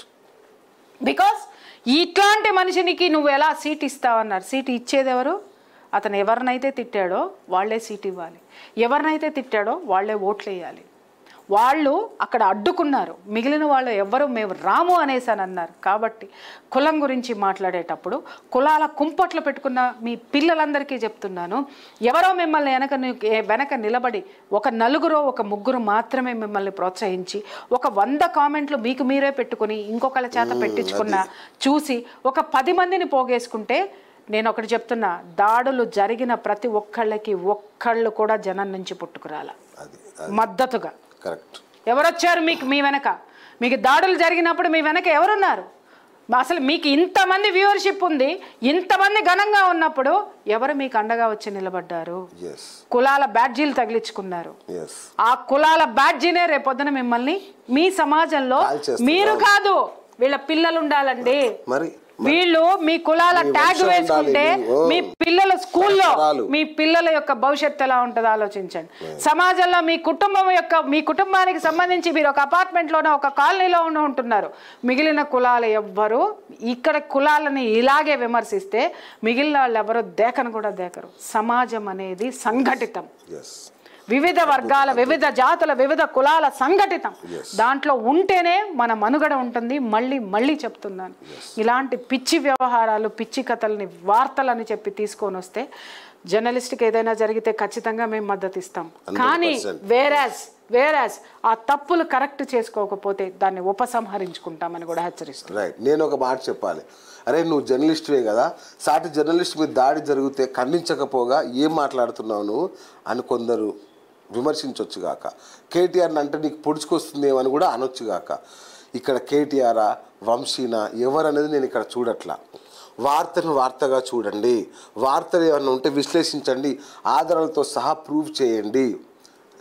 తప్పకుండా సంతోషిస్తా. అది నాకు కేటీఆర్ సంబంధం లేదు, కేసీఆర్ తప్పు చేసిన ఎవరైనా శిక్ష అర్హులే. కానీ లేని వార్తల్ని, లేని విషయాల్ని తమ్నెయిల్స్ మీద పెట్టి, ఇంకొక తమ్నెయిల్ మహా టీవీలో వచ్చింది ఏం తెలుసా, హీరోయిన్ తిడుతున్నా కేటీఆర్ ఏమనట్లేదు కాబట్టి మౌనం అంగీకారం అనుకోవాలి. కింద కేటీఆర్ పక్కన ఫోటో, ఇది హీరోయిన్ విషయంలో. నువ్వెవరు వంశీ చెప్పడానికి మౌనం అంగీకారం అని? అది సహనంగా ఆయన 12 ఏళ్ళుగా ఓపిక పడుతున్నారు. ఎంతోమంది తిట్టారు ఆయన హీరోయిన్కి లింక్ పెట్టి. ఇప్పుడా ఇంత తాజాగా ఇంత భయంకరంగా నేను ఇక్కడ రిక్వెస్ట్ చేస్తున్నాను మీడియా మిత్రులందరికీ కూడా, ఏమండి కేవలం మన వార్తల్లో అక్రమ సంబంధాలు మాత్రమే ఉంటాయా? అక్రమ సంబంధాలు అంటగట్టడం ఉంటున్నాయి. ఉన్న అక్రమ సంబంధాలని అతి భయంకరంగా పోర్ట్రేట్ చేస్తున్నారు. నేను ఒకటే చెప్తున్నాను, వాళ్ళ చేతిలో అధికారం ఉంది, మన చేతిలో ఏముందండి? వాస్తవం ఉండాలి, నిజం ఉండాలి. ఆ నిజాన్ని మనం పోర్ట్రేట్ చేసిన రోజున ఖచ్చితంగా మనకి జనబలం ఉంటుంది, వాళ్ళకి కనీసం కార్యకర్తల బలం ఉందండి. ఆ రోజు జరగరానిది ఏదైనా ఆ ఆఫీస్లో జరిగి ఉంటే, ఏ ప్రాణానికైనా ప్రమాదం వచ్చి ఉంటే, ఏ ఆడపిల్ల అయినా పడకూడని అవమానం పడి ఏం చేస్తాం? ఏం చెయ్యగలిగే వాళ్ళం? ఎవరు నిందితులు? ఒక్కసారి గుర్తుపెట్టుకోండి. అన్ని మీడియా ఛానల్స్కి నేను చెప్తున్నా, కొంతమంది యూట్యూబర్స్కి కూడా నేను చెప్తున్నా, కొంతమంది జర్నలిస్టులకి చెప్తున్నాను, తప్పండి, మీ దానికి మీరు పోండి, మీ ఆంధ్రోళ్ళు మీరు పోండి. అరే కరెక్ట్ చేద్దాం రా భయ్. నువ్వు తప్పులు చేయట్లేదా? నువ్వు మాట్లాడటం లేదా? నువ్వు చెయ్యట్లేదా? నీకు రేపొద్దున ప్రమాదం జరిగినప్పుడు మేమందరం రావద్దా? ఏం మాట్లాడుతున్నారు? కలుపుకోవడం. అరే సూదిలాగా పని చేద్దాం జర్నలిస్టులం, కత్తెరలాగా కాదు. నేను మళ్ళీ చెప్తున్నా, 30 ఏళ్ళుగా జర్నలిజంలో ఉన్నా. నేను ఈనాడులోనే పుట్టి పెరిగాను. నేను ఈనాడు జర్నలిజం స్కూల్లో తయారైన వ్యక్తిని. నేను అక్కడ కూడా విలువలే నేర్పించారు మాకు. వార్తను వార్తగా చూడడమే. నేను యూట్యూబ్లోకి వచ్చి కూడా 10 ఏళ్ళు అవుతుంది. ఎన్నో ఛానల్స్ పెట్టాను నేను. నా వార్తల్లో కానీ, నా విశ్లేషణలో కానీ, నా మాటల్లో కానీ మీకు ఎక్కడైనా విద్వేషం కనబడితే కింద రాయండి. నాకు ఎవరూ తేడలేదు. మొన్న కూడా ఒక మిత్రుడు అన్నాడు, సార్ చంద్రబాబు నాయుడు గారు ఇట్లా పిలుస్తున్నారు, తెలంగాణ మీడియా నుంచి కూడా కొందరు రావాలని అడుగుతున్నారు, మీరు వస్తారా అని నన్ను అడిగారు. సార్ నేను అన్నాను, అవిభాజ్య ఆంధ్రప్రదేశ్లో నేను ఒకరినండి, తెలంగాణ ఏంటి, ఆంధ్రప్రదేశ్ ఏంటండి, దేశం మనదండి, ఎక్కడ పిలిచినా వెళ్తాం. ఇప్పుడు నాకు యూపీ నుంచి నాకు ఆఫర్ ఉన్నింది అక్కడ అదేంటి యోగి ఆదిత్యనాథ్ గారి టీంలో వర్క్ చేయడానికి. ఇప్పుడు నేను అక్కడ పోతే నువ్వు తెలుగాడవని నన్ను తోసేస్తారా అంటే వీళ్ళు చేసేది అట్లాగే ఉంది. అరే I feel very proud to work with him. ఎందుకు చేయకూడదండి? మీ కేంద్రం నుంచి కూడా ఆఫర్లు వచ్చాయి నాకు తెలుసు, కేంద్ర ప్రభుత్వం నుంచి కూడా. నేనేమంటున్నానంటే దయచేసి ఛానళ్ళ మాటన రాజకీయాలు నేర్పుకోండి, చేసుకోండి. వంశీ గారు మీరు దయచేసి టీడీపీ ఛానల్ అని తెలుసు అందరికీ, బీజేపీ ఛానల్ అని తెలుసు, మీరు చేసుకోండి, నేను కాదనట్లా. కానీ అనవసరంగా జర్నలిస్టుల పరువు తీయకండి, తప్పుడు థంబ్నెయిల్స్ పెట్టి. మరి లోపల ఏమైనా ఉందా వార్త? ఏమీ ఉండదు. ఇప్పుడు మార్చుకోవాల్సిన దుస్థితి ఎందుకు వచ్చింది వంశీ మీకు? ఒక శాటిలైట్ ఛానల్ అని ఇన్నాళ్ళు చాలామంది శాటిలైట్ ఛానల్ జర్నలిస్టులు విర్రవీగుతూ పిచ్చి మాటలు మాట్లాడేవాడు. ఈ సోషల్ మీడియాను ఎలిమినేట్ చేయాలండి, వీళ్ళకు కంట్రోల్ చేయాలండి అని శుద్ధులు చెప్పేవాళ్ళు మనకి యూట్యూబ్లో ఉన్న. బాస్ మీకంటే ముందు మేము శాటిలైట్ ఛానల్ నడిపిన వాళ్ళం, మీకంటే ముందు పత్రికలు నడిపిన వాళ్ళం, ఈనాడు లాంటి గొప్ప సంస్థల్లో చేసి వచ్చిన వాళ్ళం, మేము నడుపుతున్నాం. ఇక్కడ ఒక చిన్న సవరణ, మీరు చేసిన పిచ్చి పనికి ఏ సమానం చెప్తారు? ఇక్కడ ఒక సవరణ చెప్తున్నాను. ఇక్కడ యూట్యూబ్ పెట్టుకున్నారు కాబట్టి కింద ఉన్నారు, యూట్యూబ్లో జర్నలిస్టులు ఉన్నారండి. జర్నలిస్టులు కాకుండా పేర్లు వేసుకుని మాట్లాడే వాళ్ళని ఉతకండి, మీరు వాళ్ళని ఉతకండి. అంతేగాని జర్నలిస్టులు వచ్చి ఇంకా విశ్లేషణ పూర్వకంగా ఇక్కడ వార్తలు ఇస్తూ ఇంకా ఎంతో మందికి మాలాంటి వాళ్ళం రీచ్ అవుతున్నాం, ప్రోగ్రామ్స్ ముందుకు తీసుకెళ్తున్నాం. అది మానండి. ఏది లేకుండా, ఏ ఆధారం లేకుండా 4 మాటలు వచ్చేసినాయి, 4 తిట్లు వచ్చేసినాయి, 4 ఏదో పొడి చేస్తామని చెప్పేసి అని నేను చెప్తున్నాను కదా. నేను ఉద్యమం మొదలు పెడితే నేను కరెక్ట్గా అధికారుల దృష్టికి తీసుకెళ్లి దీని మీద కూర్చుంటే చాలామంది కొంపలు మూసుకోవాలి, యూట్యూబ్ కొంపలు. అన్ని కేసులు వేయచ్చు, నేను అంత నేను చర్యలు తీసుకోవచ్చు. కాకపోతే ఏంటంటే కుటుంబాలు ఉన్నాయి అని చెప్పి నేను చాలా ఓర్చుకుంటున్నాను. నేను మాత్రమే కాదు, నా వెనక మా జర్నలిస్టులు అందరూ ఉన్నారు. Underline this point. అలాగే మీరు వచ్చేసి నేను జర్నలిస్ట్ అని పెట్టుకుంటే మేము ఒప్పుకునే ప్రసక్తే లేదు. నువ్వు జర్నలిస్ట్ అయితే సమాజానికి మంచి చేయి, సమాజంలో అవేర్నెస్ తీసుకొనిరా. గంజాయిలు కొట్టి, మందు కొట్టి స్టూడియోల్లో కూర్చొని మీరు ఏం వేషాలు వేస్తున్నారో ప్రతి ఒక్కళ్ళ గురించి తెలుసు. అలాంటి వాళ్ళకి ఆ చరిత్రలన్నీ మా దగ్గర ఉన్నాయి. మీరేదో సమాజాన్ని ఓడగొడుతున్నారు. ఏం ఓడగొట్టినారా? 4 ఇంటర్వ్యూలు చేయగానే సమాజాన్ని ఓడగొట్టారా మీరు? ఏళ్ల తరబడి మా జీవితాలను ఎక్కడ పెట్టుకున్నాం మేము? ఇండస్ట్రీలో, మీడియాలో ఎంత చేసాం మేము? అరే ఎంతమంది దుర్మార్గులతో రండి చూసుకోండి ఒక్కసారి మా పరిస్థితి ఏంటో. ఇవాళ నిన్నగాక మొన్న యూట్యూబ్లు పెట్టిన వాళ్ళు కోట్ల రూపాయలు పెట్టి ఆస్తులు కొన్నారు. యూట్యూబ్లో పనిచేసే వాళ్ళు పెట్టిన వాళ్ళు కూడా కాదు, యూట్యూబ్లో పనిచేసి సీఈఓలుగా ఉన్న వాళ్ళు కోట్ల రూపాయలు పెట్టి ఆస్తులు కొన్నారు. వేయండి, వాళ్ళ మీద కమిషన్ వేయండి, మా ఆస్తుల మీద వేయండి. మా తాత ముత్తాతల నుంచి వచ్చినవి ఉన్నాయి, వేయండి. ఒక్క రూపాయి అన్నా మేము దీని కింద సంపాదించామేమోనని చెప్పి చూపించండి. జాగ్రత్త. జర్నలిస్టులు కూడా యూట్యూబ్లో ఉన్నాం, శాటిలైట్ లో ఉన్న వాళ్ళు జర్నలిస్ట్ ఎవరు, జర్నలిస్ట్ ఎవరు కాదో వాళ్ళని మాట్లాడండి తప్ప అందరినీ ఒక గాడి కట్టండి. పిల్లలు గుర్తుపెట్టుకోండి, సరైన శిక్షణ లేకుండా ఛానల్ నడుపుతున్నారు. ఈ శిక్షణ పొందిన వాళ్ళు కూడా కాదు వీళ్ళు. ఆ పిల్లలకే నేను ఒక వార్నింగ్ ఇస్తున్నా. మీరు మీడియాలో ఇష్టం వచ్చినట్టు మాట్లాడేసి జనాల దగ్గర నుంచి మీరు ఏదో మద్దతు అనుకుంటున్నారు కదా. పిచ్చతండ్రులారా, పిచ్చతల్లులారా గుర్తుపెట్టుకోండి. కింద కామెంట్ పెట్టే జనాలు ఎప్పుడూ కూడా, ఆ కింద ఉన్న వాళ్ళు ఎప్పుడు కూడా బయటికి వెళ్తే నమస్కారం పెట్టేవాళ్ళు, హాయ్ అని పొగిడేవాడు ఎవ్వడు నీకు కష్టం వచ్చిన రోజున పోలీస్ స్టేషన్ ముందు నిలబడడు, రాడు కూడా. ఎవడో రాడు, మళ్ళీ నువ్వు వీడియో పెడితే చూస్తాడు. ఎందుకంటే వాళ్ళు కేవలం వీక్షకులు మాత్రమే. నువ్వు మాట్లాడింది ఎలా అయితే వీక్షిస్తారో నీకు జరిగేటటువంటి పరిణామాలు కూడా వీక్షిస్తారు వీక్షకులు. ఆ బలుపు చూసుకొని ఇన్ని వందల మంది ఉన్నారు, ఇన్ని లక్షల మంది ఉన్నారు. చిలక ప్రవీణ్ ఇష్యూ ఆయన తీన్మార మల్లన్న ఎదిరించి ఛానల్ పెట్టినప్పుడు అందరూ చప్పట్లు కొట్టారు, అందరూ జేజేలు పలికారు. ఆయన ఛానల్ కూడా జేజేలు పలికారు. ఎప్పుడైతే మహిళల గురించి కించపడుతూ మాట్లాడాడో, మహిళలు కమ్యూనిటీ అసలు నోటికి అద్దు అదుపు లేకుండా మాట్లాడేస్తే ఈ రోజు ఆయన వెనక ఎవరున్నారు? నాకు నిజంగా ఒక్కొక్కసారి గుర్తొస్తే బాధేస్తుందండి. అరే ఈ పిల్లలు అంత మంచి కంటెంట్ రైటర్, చాలా బాగా ప్రెజెంట్ చేసేవాడు, వినండి చాలా బాగా ప్రెజెంట్ చేశాడు. నేను మొదట్లో చాలా హ్యాపీ ఫీల్ అయ్యా. అరే ఒక మంచి వాక్చాతుర్యము, తర్వాత అలాగే న్యూస్ ని ప్రెజెంట్ చేసేటటువంటి పర్సన్ వచ్చాడని నేను చూసేదాన్ని. తర్వాత ఎప్పుడైతే ఈ దరిద్రపు కులాలను నెత్తినేసుకుంటారో, ఈ దరిద్రమైనటువంటి భావజాలాన్ని నెత్తినేసుకుంటారో, పురాణాలని తిట్టే హక్కు మీకు ఎవరిచ్చారు? ఒక దేవతల్ని తిట్టేటటువంటి హక్కు మీకు ఎవరిచ్చారు? సాంప్రదాయాల్ని తిట్టేటటువంటి మీకు హక్కు మీకు ఎవరిచ్చారు? మనం ఉన్నది అత్యాచారాలని, అన్యాయాలని ఎండగట్టడానికి ఉన్నాం తప్ప కులానికి కొమ్ములు కాసుకుంటూ ఆ కులంలో ఉన్న వాళ్ళను ఓన్ చేసుకుంటూ మిగిలిన వాళ్ళ మనోభావాలు దెబ్బతీస్తే గుర్తుపెట్టుకోండి, బలమైనటువంటి శక్తులు ఉన్నాయి దాంట్లో.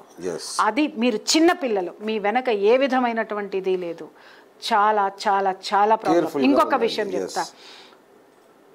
మీడియా మొఘల్ ఒకప్పుడు ఒక ఆయన శాసించాడు, రాష్ట్రాలే మార్చాడు, ప్రభుత్వాలే మార్చాడు.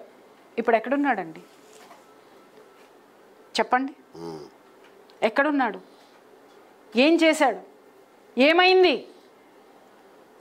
మరి మీలాంటి వాళ్ళు ఎంత? అది గుర్తుపెట్టుకోండి. మీలాంటి వాళ్ళు ఎంత? ప్రభుత్వాలు పూనుకుంటే మీరెంత? ప్రభుత్వాల ముందు మీరెంత? నేనేమంటున్నానంటే, నేను అన్యాయం ఖచ్చితంగా ఎదిరించండి, జనం కాదు, దేవుడే వస్తాడు. మేమందరం మీ వెంట ఉంటాం. అలా కాకుండా ఒక కులాన్నో, వ్యక్తిగత విషయాన్నో, ఇంకొక విషయాన్నో పర్సనల్ అటాకింగ్లు చేశారా, ఖబర్దార్. రైట్. ఫైనల్గా ఇంకొక విషయం చెప్తాను. మా కొలుగు 24/7 ఛానల్ పెట్టిన రోజు నుంచి కూడా, ఈ లైవ్ స్టార్ట్ చేసిన రోజు కూడా మీకు ఒక మాట చెప్పాను నేను. మేము ఎవరి పక్షము వహించము, ఎవరి కోసము పనిచేయము. ఇది నిష్పక్షపాతంగా పనిచేసి ఛానల్ ప్రతి పౌరుడికి తమ స్వేచ్ఛగా తమ అభిప్రాయాన్ని వెల్లడించే హక్కు ఈ వేదికగా ఉంటుంది. ఇది మేము మొదటి నుంచి పాటిస్తున్న విధానం. కాబట్టి మీరు అర్థం చేసుకోవాల్సింది ఏంటంటే, ఒకటి తెలంగాణ విషయం, నేను పుట్టిన తెలంగాణకు ఏదైనా అన్యాయం జరిగితే కేంద్ర స్థాయిలో రావాల్సిన నిధులు రాకపోతే ప్రశ్నిస్తామేమో, కానీ ఓకే, లేదంటే ఎక్కడి నుంచైనా ఇట్లాంటి రాజకీయమైన కుట్రలతో కూడిన ఏమైనా వస్తే మాట్లాడతామేమో, కానీ నాకు తెలంగాణ ఆంధ్ర అనే భేదం లేదు. దేశం మనది. ఈ ఒక్క రాష్ట్రం మొన్నటిదాకా కలిసి ఉన్నాం కదా. ప్రదేశాలు లేదంటే గట్లు మారినంత మనం మారిపోతామా? అది అయిపోయింది. ఇప్పుడు ఎవరికి ఏది కావాలో అది సెపరేట్ అయిపోయింది. అయిపోయిన తర్వాత మళ్ళీ వెనక్కి ఎందుకు వెళ్తున్నారు? ముందుకు వెళ్ళరా? చక్కగా ఎవరి రాష్ట్రం వాళ్ళు ఎదుగు చేసుకుందాం, అభివృద్ధి చేసుకుందాం అనే ధోరణి ఉండాలి. కానీ అక్కడ రాజకీయాన్ని పెట్టేద్దాం, ఒక తెలంగాణ ఒక బీహార్ కింద, ఆంధ్ర ఒక ఛత్తీస్గఢ్ కింద ఏమైనా సిద్ధంగా ఉన్నారా? ఎంత హ్యాపీ. మొన్న నేను చెప్పాను, నేను ఆంధ్రప్రదేశ్లో జరుగుతున్న అభివృద్ధి చూస్తే నాకు కడుపు మండుతుందబ్బా, కళ్ళు కుడుతున్నాయి. ఏం అభివృద్ధి, ఎంత గొప్పగా జరుగుతుంది ఇక్కడ. కనీసం అలాంటి ప్రారంభోత్సవాలు అంటే మంత్రులు, కేంద్ర మంత్రులు, నేను మొన్న అన్నాను ఒక లైవ్లో, అది కేంద్ర ప్రభుత్వం ఒకటి చిన్న ఆఫీస్ ఇక్కడ పెట్టుకుంటే బాగుండేది. ఎందుకంటే మోడీ గారు కానీ మంత్రులందరూ ఇక్కడే ఉంటున్నారు, కేంద్ర మంత్రులు ఏపీలో. మనకు అలాంటి అదృష్టం ఎప్పుడు పడుతుందో తెలంగాణకి అని కూడా నేను అన్నాను. నేను ఇప్పుడు ఆ విషయం ఇవాళ పసుపు బోర్డు ఓపెన్ చేయడానికి అమిత్ షా గారు వచ్చారు. వీటి మీద కాన్సన్ట్రేట్ చేయండి, ఇంకా మన రాష్ట్రానికి ఏం కావాలో చేయండి.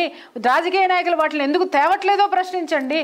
ప్రశ్నించడానికి మీ దగ్గర లేవా? అక్రమ సంబంధాలు ఒక్కటే ఉన్నాయా? నేను అబ్బా నిజం చెప్తున్నాను కదా, ఎల్లో జర్నలిజంలోకి వెళ్ళిపోతున్నారు, నీచమైనటువంటి స్థితిలోకి దిగజారుతున్నారు. వీటన్నిటికీ దిగజారడానికి కారణం ఏంటి అని అంటే ఎడ్యుకేషన్, సరైనటువంటి ఎడ్యుకేషన్ లేకపోవడం. ఎడ్యుకేషన్ అంటాను నేను. ఎడ్యుకేషన్ అంటే చదువు కాదండి, జ్ఞానం. కరెక్ట్. అది లేకపోవడం వల్లనే ఇవన్నీ జరుగుతున్నాయి. సమాజం పట్ల అవగాహన లేకపోవడం. అరే ఎలాగైనా బ్రతికేసేయాలి. అరే నిజమే, ఒక మీడియా హౌస్ కైనా ఎవరికైనా ఒకళ్ళ సపోర్ట్ అవసరం, ఒక పార్టీ సపోర్ట్, ఒక ఇన్వెస్టర్ సపోర్ట్ అవసరం. కానీ వాళ్ళకి మీరు ఫేవర్ చేయడంలో తప్పలేదు, కానీ ఇంకొకళ్ళకి హామ్ చేసేటటువంటి దాంట్లో మీరు జాగ్రత్త. ఇక్కడ నేను మాట్లాడేది ఇప్పుడు మన ప్రాణాలని ఇప్పుడు వంశీ గారిని రేపొద్దున ఏదన్నా జరిగి ఉంటే వాళ్ళు కేవలం మద్దతు తెలుపుతారు, 4 డబ్బులు ఇస్తారు. మన జర్నలిస్టుల భుజాల మీద తుపాకీ పెట్టి రాజకీయ నాయకులు పేలుస్తున్నారు. మీరు అది గమనించండి. పిచ్చి వీళ్ళకి తెలియక కాదండి, వీళ్ళకి తెలియక కాదు. దయచేసి మీదేసుకో. పులి మీద స్వారీ. ఒక శాటిలైట్ హౌస్ నడపడం అంటే పులి మీద స్వారీ. ఒప్పుకుంటాం. దిగిందా పరువు పోతుంది, దాన్ని నడపాల్సిందే, దాని మీదే కూర్చొని దాన్నే నడపాలి. కాబట్టి పడేటటువంటి ఈ యొక్క విధానాలు ఏవైతే ఉన్నాయో, ఈ ఇష్యూస్ ఏవైతే ఉన్నాయో, దయచేసి వాటిని కొంత అంటే కొంతలో కొంతైనా మన క్షేమం కోసం మనం ఆలోచిద్దాం. ఎగ్జాక్ట్లీ. మన పరువు సీనియర్ జర్నలిస్ట్గా వంశీ, మీ పరువు ఏం కావాలి? ఒకరు మీ భుజం మీద తుపాకీ పెట్టి పేలుస్తుంటే కొంతవరకు చేయండి. మీ పార్టీ, మీ ఛానల్గా, లేదంటే మీ ఒక పాలసీ మీరు ఏదన్నా చేసుకోండి. నిరాధారమైనవి వద్దు, అనవసరమైనవి వద్దు, తప్పుడు వార్తలు, తప్పుడు తమ్నెయిల్స్ పెట్టకండి. ఇదొక్కటే నా విజ్ఞప్తి. ఒక సాటి జర్నలిస్ట్గా అయితేనేమి, లేకపోతే ఒక తెలంగాణ డిజిటల్ మీడియా యూనియన్ ప్రెసిడెంట్గా అయితేనేమి నేను ఒకటే చెప్తున్నాను. ఆయన ఒక్కడే కాదు, ఇప్పుడు మొన్న ఈ వార్తను ఈ దాడి తర్వాత ఇంకొక 4-5 ఉన్నాయి. ఆ వాళ్ళు కూడా చకచక వాళ్ళ తమ్నెయిల్స్ అన్ని మార్చేశారు. వీళ్ళ మీద అదే అగెనిస్ట్గా ఉన్నాయి, ఎక్కడ మా మీద దాడి జరుగుతుందో అని. కాబట్టి ఇలాంటి దుస్థితికి మనం రావద్దు. ఎవడో వచ్చి మనల్ని తిడితేనో, అద్దాలు పగలగొడితేనో మన తమ్నెయిల్స్ మార్చుకునే దుస్థితి మనకు రాకూడదు. మీడియా గౌరవాన్ని, మీడియా ప్రతిష్టని కాపాడుకుందాం మనందరం. దయచేసి తప్పుడు తమ్నెయిల్స్, తప్పుడు ఉద్దేశాలతో తమ్నెయిల్స్, ఇప్పుడు తప్పుడు తమ్నెయిల్స్ కూడా కాదు, తప్పుడు ఉద్దేశాలతో తమ్నెయిల్స్, రాజకీయ దురుద్దేశాలతో తమ్నెయిల్స్ పెట్టకండి. పత్రికల, ఛానళ్ళ, యూట్యూబ్ ఛానల్ పరువు మంట కలపకండి. ఇదే నా విజ్ఞప్తి. ఇంకొక విషయం ఏంటంటే, ప్రభుత్వాలకి రాజకీయ నాయకులకు కూడా నేను చెప్పేది ఏంటి అనంటే, ఇలా ఎవరైనా సరే తమ్నెయిల్స్ పెట్టినా, ఇలాంటివి ఉన్నా ఆల్రెడీ దానికి సంబంధించినటువంటి సైబర్ క్రైమ్ అనేటటువంటిది ఒకటి ఉంది. ఉన్నప్పుడు మీరు వెళ్ళి కేసులు వేయండి. కేసులు వేసి కేసుల ద్వారా ఎదుర్కోండి. ఇంకొక విషయం, ఆ కేసులు ఎప్పుడైతే ఇంకొక విషయం కూడానండి, వీళ్ళకి సహనం ఎందుకు చచ్చిపోయిందంటే, ప్రభుత్వానికి కూడా చెప్తున్నాను, సైబర్ క్రైమ్ డిపార్ట్మెంట్కి కూడా చెప్తున్నాను, ఆ మినిస్ట్రీకి కూడా నేను ఒక లెటర్ రాద్దామని సిద్ధమయ్యా. ఎందుకంటే వీళ్ళు కంప్లైంట్ ఇచ్చిన తర్వాత పక్కన పడేస్తారు. అవును, ఎన్ని నోటీసులు ఇచ్చారు. టిఆర్ఎస్ వాళ్ళు మహాన్యూస్ కి ఒక 4-5 నోటీసులు ఇచ్చారు. దయచేసి ఆపండి, ఇలాంటి వార్తలు వేయకండి, నిరాధారమైన వార్తలు వేయకండి. ఎవరు వింటారా? మేము జర్నలిస్టులు, మీరు మాకు చెప్తారా అనుకుంటే జరిగేది ఇది. అంటే ఇప్పుడు ఇక్కడ కూడా ఒకటి, ఆత్మరక్షణలో పడద్దు. ఆత్మరక్షణలో పడితే ఏమవుతుంది అనంటే మనల్ని మనం కోల్పోతామండి. ఆ స్థితికి తెచ్చుకోవద్దు దయచేసి నేను చెప్తున్నా. ఎందుకంటే వంశీ గారికి ఇవన్నీ తెలియనే కాదు. He's also senior journalist. ఆయన కూడా ఛానల్స్ లో చేసి వచ్చి ఉన్నారు. దక్కముక్కలు తిన్నాడు కదా, 10 ఏళ్ళుగా ఛానల్ నడుపుతున్నాడు. ఎన్ని కష్టాలు పడ్డాడు నాకు తెలుసు. మేము కలిసాము, ఎన్నోసార్లు మాట్లాడాము. నిర్వహణలో ఎన్ని కష్టాలు ఉంటాయి. ఇప్పుడు మీరు నన్ను చూస్తున్నారు కదా, ఈ ఒక్క యూట్యూబ్ ఛానల్ నడపడానికి ఎన్ని కష్టాలు పడుతున్నానో నాకు తెలుసు, మీకు తెలుసు. ఒక శాటిలైట్ ఛానల్ నడపాలంటే ఇంకెన్ని చాలా ఉంటాయి. ఇక్కడ మీరు అందరూ మాట్లాడుతున్నారు, శాటిలైట్ ఛానల్స్ రాజకీయ పక్షాన చేరుతున్నాయి, లేకపోతే ఇంకొకటి అంటే సపోర్ట్ తప్పదు. కానీ ఇక్కడ నేనేమంటున్నానంటే, మన జర్నలిస్టులు, మన శాటిలైట్ ఛానల్స్ ఎండీలు, చైర్మన్లు తెలుసుకోవాల్సింది ఏంటంటే, రేపొద్దున మనము వాళ్ళ దీంట్లో వాళ్ళ మాయలో పడ్డాము అని అంటే మనల్ని కాపాడడానికి వాళ్ళు కూడా రారు. రేపొద్దున ఇదే కేటీఆర్ ముఖ్యమంత్రి అయ్యాడు అనుకో వంశీ గారు, మీ పరిస్థితి ఏంటి? పరిస్థితి ఎందుకు అంటే వ్యక్తిత్వ హననం వద్దంటున్నా. వాళ్ళు చేసే తప్పుడు పనులు ఉంటే చక్కగా ఆధారాలతో బయటకు తీయండి, మేము పూలదండలు వేస్తాం, వీరగంధం పూస్తాం, చేయండి. అది కాకుండా తమ్నెయిల్స్ మార్చుకొని రాత్రికి రాత్రి అందరినీ కూర్చోబెట్టి తమ్ముళ్ళు మార్చుకోవాల్సిన దుస్థితి మనకెందుకు అనేది నేను అంటున్నా. మీరు పత్రికా స్వేచ్ఛ మీద ఇది దాడి అని మీరు మాట్లాడుతున్నారే, ఇదా పత్రికా స్వేచ్ఛ? అంటే నేను ఒకటే చెప్తున్నా, పత్రికా స్వేచ్ఛ మీద దాడి నేను ఖండిస్తున్నా. వేరే వాళ్ళకు కూడా వ్యక్తిగత స్వేచ్ఛ ఉంది కదండి, వ్యక్తిగా ఒక స్వేచ్ఛ ఉంది కదా. ఆ గౌరవాన్ని హననం చేసేటటువంటి హక్కు మీకెవరిచ్చారు? ఎవరు ఇవ్వలేదు. ఇవాళ ఎవరి మీద దాడి చేసినా, ఇప్పుడు నేనైనా సరే నా మీద దాడి చేసినా కూడా నాకు ఫస్ట్ నేను రాజ్యాంగబద్ధంగా ఉన్నానా లేదా అని చెక్ చేసుకున్న తర్వాతనే నేను ఏదైనా చేయగలను. నేను కూడా రాజ్యాంగాన్ని ఉల్లంఘించి పక్కకు వస్తే నేను ఆత్మరక్షణలో పడినా. మరి ఇప్పుడు ఒక హత్య చేశాడండి మేడం, ఎవరన్నా ఒక హత్య చేశాడనే ఆరోపణ వస్తే చట్టం కూడా ఏమంటే నిందితుడు అంటది, వాళ్ళ మొహాలు కూడా చూపించదు. ఎందుకు అంటే నేరం నిరూపించకముందే వాళ్ళు చూపించేస్తే వాడి జీవితం, వాడి కుటుంబం రోడ్డున పడదనే ఒక మంచి సదుద్దేశంతో వాడి బొమ్మ కూడా చూపించారు, మొహానికి ముసిగేస్తారు. ముసిగేసి నిందితుడు అని రాయాలి. మనం రాస్తారు ఎఫ్ఐఆర్లో ఎక్కడ నిందితులనే పేర్కొంటారు. మనం ఏం చేస్తున్నాం, చేసేసాడు శ్రీనివాస్ గారు. కాదు మనము జర్నలిజం నేర్చుకున్నప్పుడు ఒక కులం పేరు కానీ వ్యక్తి పేరు కానీ అలాగే బాధితుల యొక్క ఫోటోలు కానీ ఇవన్నీ వేయకూడదు అస్సలు. ఇవన్నీ రూల్స్. అవి ఎవ్వరు పాటిస్తున్నారు? వాటన్నిటిని అతిక్రమించలేదా? మనము రూల్స్ని అతిక్రమించాము, వాళ్ళు వాళ్ళ యొక్క బోర్డర్ లైన్ అతిక్రమించి ఇవాళ దాడులు అనేటివి చేస్తారు. ఇంకొకటి కూడా చెప్తున్నాను యూట్యూబర్స్కి, ఇంకొకటి కూడా చెప్తున్నాను, ఒళ్ళు దగ్గర పెట్టుకోండి. ఇవాళ ఎవరు కూడా మిమ్మల్ని మీ ఇష్టం వచ్చినట్టు చేస్తే భరించడానికి ఏ రాజకీయ నాయకుడు సిద్ధంగా లేడు, లేకపోతే సామాన్యులు కూడా సిద్ధంగా లేరు. ఎందుకంటే మీరు వాళ్ళ ఓర్పుకి అంత పరీక్ష పెట్టేశారు. విఘ్నత లేనటువంటి మీ యొక్క థంబ్నెయిల్స్, విఘ్నత లేనటువంటి మీ ఇంటర్వ్యూలు, మీ పిచ్చి భాష, పిచ్చి కథలు అన్నీ కూడాను జనాలు ఎట్టి పరిస్థితుల్లోనూ టాలరేట్ చేసేటటువంటి ఇది లేదు. మీరు అనుకుంటున్నారు ఏది జరిగితే అప్పుడు చూసుకుందాం. బిడ్డ నేను చెప్తున్నా, ఒక్కసారి ఎఫ్ఐఆర్ ఫైల్ అయితే వాళ్ళ చిలక ప్రవీణ్ ఏడి ఎక్కడున్నాడు? ఇప్పుడు అందరూ మీరు తీన్మార్ మల్లన్నని ఎగ్జాంపుల్గా తీసుకుంటున్నారు, ఆదర్శంగా తీసుకుంటున్నారేమో. నేను ఒక్కటే మాట మాట్లాడుతున్నాను, తీన్మార్ మల్లన్నకు ఉండేటటువంటి టెన్షన్లు, ఉండేటటువంటి బోల్డ్ ఉన్నాయి. మీకు తెలుసా? బయటకు వచ్చి మేకపోత గాంభీర్యంగా కనిపించేటటువంటి స్థితి చూసి మేము కూడా తోపులమని మీరు అనుకోకండి. మేకపోత గాంభీర్యాలే అవన్నీ. అతను ఎన్ని కష్టాలు పడ్డాడో, ఎన్ని తెలియందిగా. అది ఇంకోటి ఫైనల్గా మీరు మోడల్గా తీసుకోవాలంటే ఒక మంచి జర్నలిస్ట్ అని మోడల్గా తీసుకోండి. ఆదర్శప్రాయమైనటువంటి వార్తల్ని మోడల్గా తీసుకోండి. అమ్మ వాళ్ళ దృష్టిలో చవటలు, సన్నాసులు అంటే బతకడం చేతగానే వాళ్ళు చాలా మంది అడుగుతారు, మేడం యూట్యూబ్లో మీరు ఇంత పేరు ప్రతిష్టలు సంపాదించారు, డబ్బు సంపాదించారు, మీ దగ్గర మినిమం 500 కోట్లు ఉంటాయి అనుకుంటారు అందరూ. ఉన్నాయి రండి, ED ride income tax raid పంపిస్తే కనీసం వాళ్ళన్నా ఎక్కడున్నాయో తెచ్చిస్తారు. సో నేను కూడా ఒక 5 ఛానల్స్ పెట్టుకొని కూర్చుంటా, ఒక శాటిలైట్ ఛానల్ రన్ చేస్తా. మేడం ఒక ఛానల్ పెడదామని ఒక సంవత్సరం నుంచి ట్రై చేస్తున్నారు. ఆఫీస్ పెడితే ఖర్చు అవుద్దేమో అని ఆలోచిస్తూ పాపం నాకు నిజంగా నేనే చాలా బాధపడాలి. ఇంత అసలు అంటే చాలామంది ఆమె తనని ప్రియా చౌదరి గారు ఎట్లా చూస్తారంటే ఒక ఒక వీరాభిమానులు ఉన్నారు, ఒక భక్తులు ఉన్నారు మేడంకి యూట్యూబ్లో. అలాంటి వ్యక్తి ఏంటి ఒక చిన్న ఆఫీస్ పెట్టుకోలేకపోతున్నారే. నేను అడిగా, మేడం మీ దగ్గర నిజంగా డబ్బులు లేవా అంటే నవ్వారు. సో ఇది పరిస్థితి. మీకు ఫైనల్ ఒక విషయం చెప్తా. మొన్న కాంగ్రెస్ ప్రభుత్వం రావడానికి ఒక 10 యూట్యూబ్ ఛానల్స్, మీరు వినండి మేడం, ఒక 10 యూట్యూబ్ ఛానల్స్, 10 నుంచి 20 యూట్యూబ్ ఛానల్స్ ఒక టీమ్గా తయారై కేసీఆర్కి వ్యతిరేకంగా వార్తల్ని బీభత్సం చేసేసి ఇక ప్రభుత్వానికి, బీఆర్ఎస్ ప్రభుత్వానికి వ్యతిరేకంగా అద్భుతంగా వార్తలు రాసి కాంగ్రెస్ ప్రభుత్వాన్ని అధికారంలోకి తీసుకొచ్చాయి. దీనికి వీళ్ళందరికీ ఫ్యూయలింగ్ ఒక మనిషి చేశాడు, ఒక ముఖ్యమైన వ్యక్తి చేశాడు. చేసిన తర్వాత బ్రహ్మాండంగా వాళ్ళు హ్యాపీగా అయిపోయింది. నెక్స్ట్ డే ప్రభుత్వం వచ్చిన నెక్స్ట్ డే ఆ టీం నుంచి, ఆ పార్టీ నుంచి పీక అవతలు పడేశారు. వాళ్ళే వాళ్ళ ఛానల్లో ఒర్లుతున్నారు, అరే రేవంత్ రెడ్డి సిగ్గుందా లేదా, ఇదా అదా, కడుపు మంటతోటి ఎందుకు తీసేశారో బిఎస్ గారు. వాళ్ళందరూ మళ్ళీ కట్టగట్టుకొని మళ్ళీ అరే మనం ఇట్లా అన్యాయం జరిగింది, మేము అధికారంలోకి తెచ్చాం, వీళ్ళని మమ్మల్ని ఇట్లా చేస్తారా అని ఆక్రోషం. అరే మనం చాలా చిన్నోళ్ళం అబ్బా, చిన్న నల్లులం. రాజకీయ క్రీడ ముందు మనం ఎందుకు పనికిరాము గుర్తుపెట్టుకోండి. మనంగా ఉండడానికి ట్రై చేద్దాం, మీరుగా ఉండండి, జర్నలిస్టులుగా ఉందాం. కాకపోతే అసలు జర్నలిజం వదిలేసి పానీపూరి అమ్మిన బోల్డ్ డబ్బులు వస్తాయి బ్రదర్.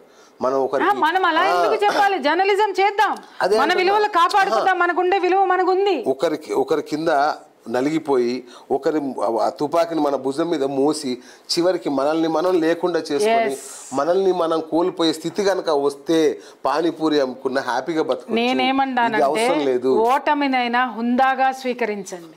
ఇప్పుడు ఇందాక బేస్ గారు చెప్పారు, మేడం దాంట్లో టీవీ స్టూడియో పెట్టడానికి డబ్బులు లేకుందని. నేను ఒక్క మాట, ఎవరు నన్ను డబ్బులు పెట్టనివ్వట్లేదు, ఈయనతో సహా. మేడం మీరు డబ్బులు ఎందుకు పెడుతున్నారు, మీరు పెట్టద్దంటే పెట్టద్దు మేడం అని. ఎందుకంటే నేను ఒకటే, నాకు చాలా స్ట్రాటజిక్ లేయర్ ఉంటుంది. ఒకటేసారి పెద్ద పెద్ద పెట్టుబడులు పెట్టేసేసి అందరిలాగా మూసుకుని కూర్చుని లేదా ఎవరికో అమ్ముడు పోవడం నాకు ఇష్టం లేదు. అందుకని తీవ్రంగా ఆలోచిస్తాను అన్నమాట. ఎంతమంది అనంటే నా పిల్లలు నిజంగా వాళ్ళందరికీ థ్యాంక్స్ చెప్పాలి. అమ్మా ఈ ఆఫీస్ నీది, ₹1 ఖర్చు పెట్టదు, మీరు రండి. బిఎస్ గారు రోజు రోజు అమ్మ నువ్వు రా కూర్చోమని చెప్తా. నేను ఎవరు ఆఫీస్కి వెళ్ళానా? అవును, లేదు వెళ్ళలేదు. అలా ఇన్వైట్ చేసినా కూడా నేను ఎవరిది ఓన్ చేసుకోలేదు. ఒక కంపెనీ ఒక ఛానల్ చైర్మనే వచ్చి అడిగాడు, అమ్మ రండి మీరు కూర్చోండి మా ఛానల్లో అని. లేదండి నేను సొంతంగా చేసుకోవాలి, ఎందుకంటే డబ్బులు లేక కాదు, దాన్ని సస్టైన్ చేయగలిగేంత డబ్బులు కూడా ఉండాలి. ఎగ్జాక్ట్లీ పెట్టి మూసేయడం కాదు, దాన్ని సస్టైన్ మూసేయటం కాదు, సస్టైన్ చేయడానికి మళ్ళీ నేను ఒకళ్ళని దేవరించొద్దు, మళ్ళా డబ్బుల కోసం. ఎస్, ఇక మన దగ్గర లేవు, ఎలాగైనా నన్ను పట్టుకు రావాలనుకున్న రోజు ఇక స్టార్ట్ అవుతుంది, మనం బెండ్ అవ్వడం, క్రాల్ అవ్వడం స్టార్ట్ అయిపోతుంది. Exactly this is the cause. అందరికీ అదే చెప్తున్నాను, మై డియర్ యూట్యూబర్స్, రాను రాను మీరు చాలా ప్రమాదంలోనే పడే ప్రమాద గంటికలు ఉన్నాయి. ఎందుకంటే విసిగిపోయి ఉన్నారు, ఏ రంగమైనా మీతో విసిగిపోయి ఉంది. నేను మళ్ళీ మళ్ళీ చెప్తున్నాను, యూట్యూబ్ లో కూర్చొని గై గై మగ్గానే అరుచుకుంటూ సెల్ ఫోన్లో నిలబడి మాట్లాడి చేసి జాగ్రత్త వహించండి. ఇంకొక విషయం, ఒకడికి కొమ్ము కాసి అరాచకాలకి కొమ్ము కాసినా కూడా తాట తీయబడుతుంది. ఎందుకంటే మాలాంటి వాళ్ళం ఊరుకునే ప్రసక్తే లేదు. ఇంకొకటి, ఈ మధ్య కాలంలో చూసా కులాలు పోయినాయి, ఇప్పుడు మతాలు వచ్చినాయి యూట్యూబ్లో కూడా. ఎందుకు వస్తున్నాయండి? అసలు ఎందుకు మనోభావాలు దెబ్బతింటున్నాయి? నాకు అర్థం కాక అడుగుతాను. అరే ఎవరికి వాళ్ళు ఈ విధంగా మొక్కలు దేశాన్ని మొక్కలు చేసేవాడు ఒకడు ఉంటే, మీడియాని మొక్కలు చేసేటోళ్ళు మీరు తయారయ్యారా ఇప్పుడు? ఒకప్పుడు అందరం కలిసి ఒక టేబుల్ మీద కూర్చొని ఒకళ్ళ బాక్స్ ఒకళ్ళు పంచుకుంటే ఎంత ఆనందంగా తినేవాళ్ళు. అసలు వాళ్ళు చచ్చిపోయే వరకు కాదు, అసలు ఎప్పటికీ కులం తెలిసేది కాదు, మనతో అసలు కాదు. 2 దశాబ్దాల వరకు ఇప్పటికీ కూడా నా ఫ్రెండ్స్ లో కులం ఏంటో నాకు తెలియదు. వాళ్ళు నాకు 3 దశాబ్దాల నుంచి నాకు బాగా తెలుసు. నాకు ఎందుకంటే అడగల. ఇప్పుడు నేను ఎట్లా తెలుస్తానంటే నా పేరు చివరి తోకుంది కాబట్టి చెప్పకుండానే తెలిసిపోతుంది. ఇంకొకటి క్లాసిక్ ఎగ్జాంపుల్ చెప్తానండి. కోట శ్రీనివాసరావు, మన ఆయన పేరేం పేరు, కమెడియన్ కాదు, వాళ్ళిద్దరు జోడీగా అద్భుతమైన బాబు మోహన్ కోట శ్రీనివాసరావు బాబు మోహన్ జోడీ ఎంత గొప్పదో మీకు తెలుసు కదా. వాళ్ళు కామెడీ పండించిన విధానం ఎంత సెన్సేషన్ అయింది, వాళ్ళిద్దరు జోడీ ఎంత అద్భుతమైంది కదా. ఒక ఇంటర్వ్యూలో కోట శ్రీనివాసరావు గారిని ఎవరు అడిగారు, ఏంటి మీ మధ్య అంత జోడీ ఏంటి, మీ సేమ్ క్యాస్ట్ అట్లా ఏమన్నా ఉందా అంటే, వాడు ఏం క్యాస్టో నాకు తెలియదయ్యా ఇప్పటికీ అని. ఆయన రాజకీయాల్లోకి వచ్చాక బాబుమోహన్ ఎమ్మెల్యే అయ్యాక మినిస్టర్ అయ్యాక అప్పుడు తెలిసింది ఆయన ఎస్సీ అని. అప్పుడు తెలిసయ్యా నాకు ఆయన ఎస్సీ అని, నాకు అప్పటిదాకా తెలియదయ్యా అంటే నిజంగా నాకు ఎంత గొప్పగా అనిపి. అంటే ఇక్కడ కొంతమంది స్వార్థపరులు యూట్యూబ్లో జొర్రారు, మీడియాలో జొర్రారు. మీడియా ముసుగేసుకొని కులాల ప్రకారంగా ఛానల్స్ నడుపుకుంటూ ఆ కులాల మాటున మిగిలిన కులాలని టార్గెట్ చేస్తున్నారు. ఏదో ఒక రోజు మీరందరూ కూడా చాలా చాలా చాలా సమస్యలు ఫేస్ చేయాల్సి వస్తుంది. ఇంకా చాలామంది చెప్తున్నారు, వాడు మొండోడండి వినడు, వీడు గుండోడండి వినడు అని. ఎవడైనా చట్టానికి వినే తీరాల్సిందే. అయ్యా గుర్తుపెట్టుకోండి అమ్మల్లారా, మీకు కూడా చెప్తున్నాను, ఆడపిల్లలు ఎప్పుడు ఏ ప్రమాదం మీకు వెన్నంటి ఉంటుందో, మీ ప్రమాదాలు మీకు వెన్నంటి ఉన్నాయి, దయచేసి మీ పంధాన్ని మార్చుకోండి. ఈరోజు మీరు తిడుతున్నారు, ప్రభుత్వాన్ని తిడుతున్నారు, రాజకీయ నాయకుల్ని తిడుతున్నారు, పేర్లు పెట్టి మరీ తిడుతున్నారు. నేను చెప్తున్నాను, కరెక్ట్గా మీ మీద కనుక వాళ్ళు చర్యలు తీసుకుంటే జీవితంలో బయటికి రాలేరు. ఒక్కసారి జైలు గడపలో తొక్కి వెళ్ళొచ్చిన వాళ్ళని అడగండి, చెప్తారు. వాళ్ళు బయట పడడానికి వాళ్ళు చెయ్యని ప్రయత్నాలు లేవు. బయట పడిన తర్వాత మళ్ళీ మీడియాని మాట్లాడితే ఒట్టు. అది విషయం బ్రదర్. సో ఇది ఇవాళ న్యూస్ మార్నింగ్. రేపు ఇలాంటి మరిన్ని విశేషాలతో, వార్తలు, వాటి వెనుక ఉన్న వాస్తవాలు, అనేక విశ్లేషణలతో రేపు మళ్ళీ కలుద్దాం. 8 గంటల నుంచి 9 గంటల వరకు మీ న్యూస్ మార్నింగ్ కార్యక్రమంలో. కొలుగురు 24/7 ఛానల్కి సబ్స్క్రైబ్ చేసుకోండి, మీ మిత్రులకు షేర్ చేయండి. అమ్మ thank you so much for coming. So నేను మళ్ళీ చెప్పాను, ప్రియా చౌదరి గారు అని, ఆమె చౌదరిలకి బాసట పలకలేదు, నిజానికి మాత్రమే బాసట పలుకుతుంది. ఎందుకంటే మేము జర్నలిస్టులం, అదొక్కటి గమనించండి. ఇంకొక్కసారి కులం అని ఎవడైనా మాట్లాడితే ఇంటికొచ్చి కొడతా. ఇది ఇవాళ న్యూస్ మార్నింగ్. నేను మీ బిఎస్ సైనింగ్ ఆఫ్. అమ్మ తరఫున ప్రియా చౌదరి గారు కూడా సైనింగ్ ఆఫ్. Thank you.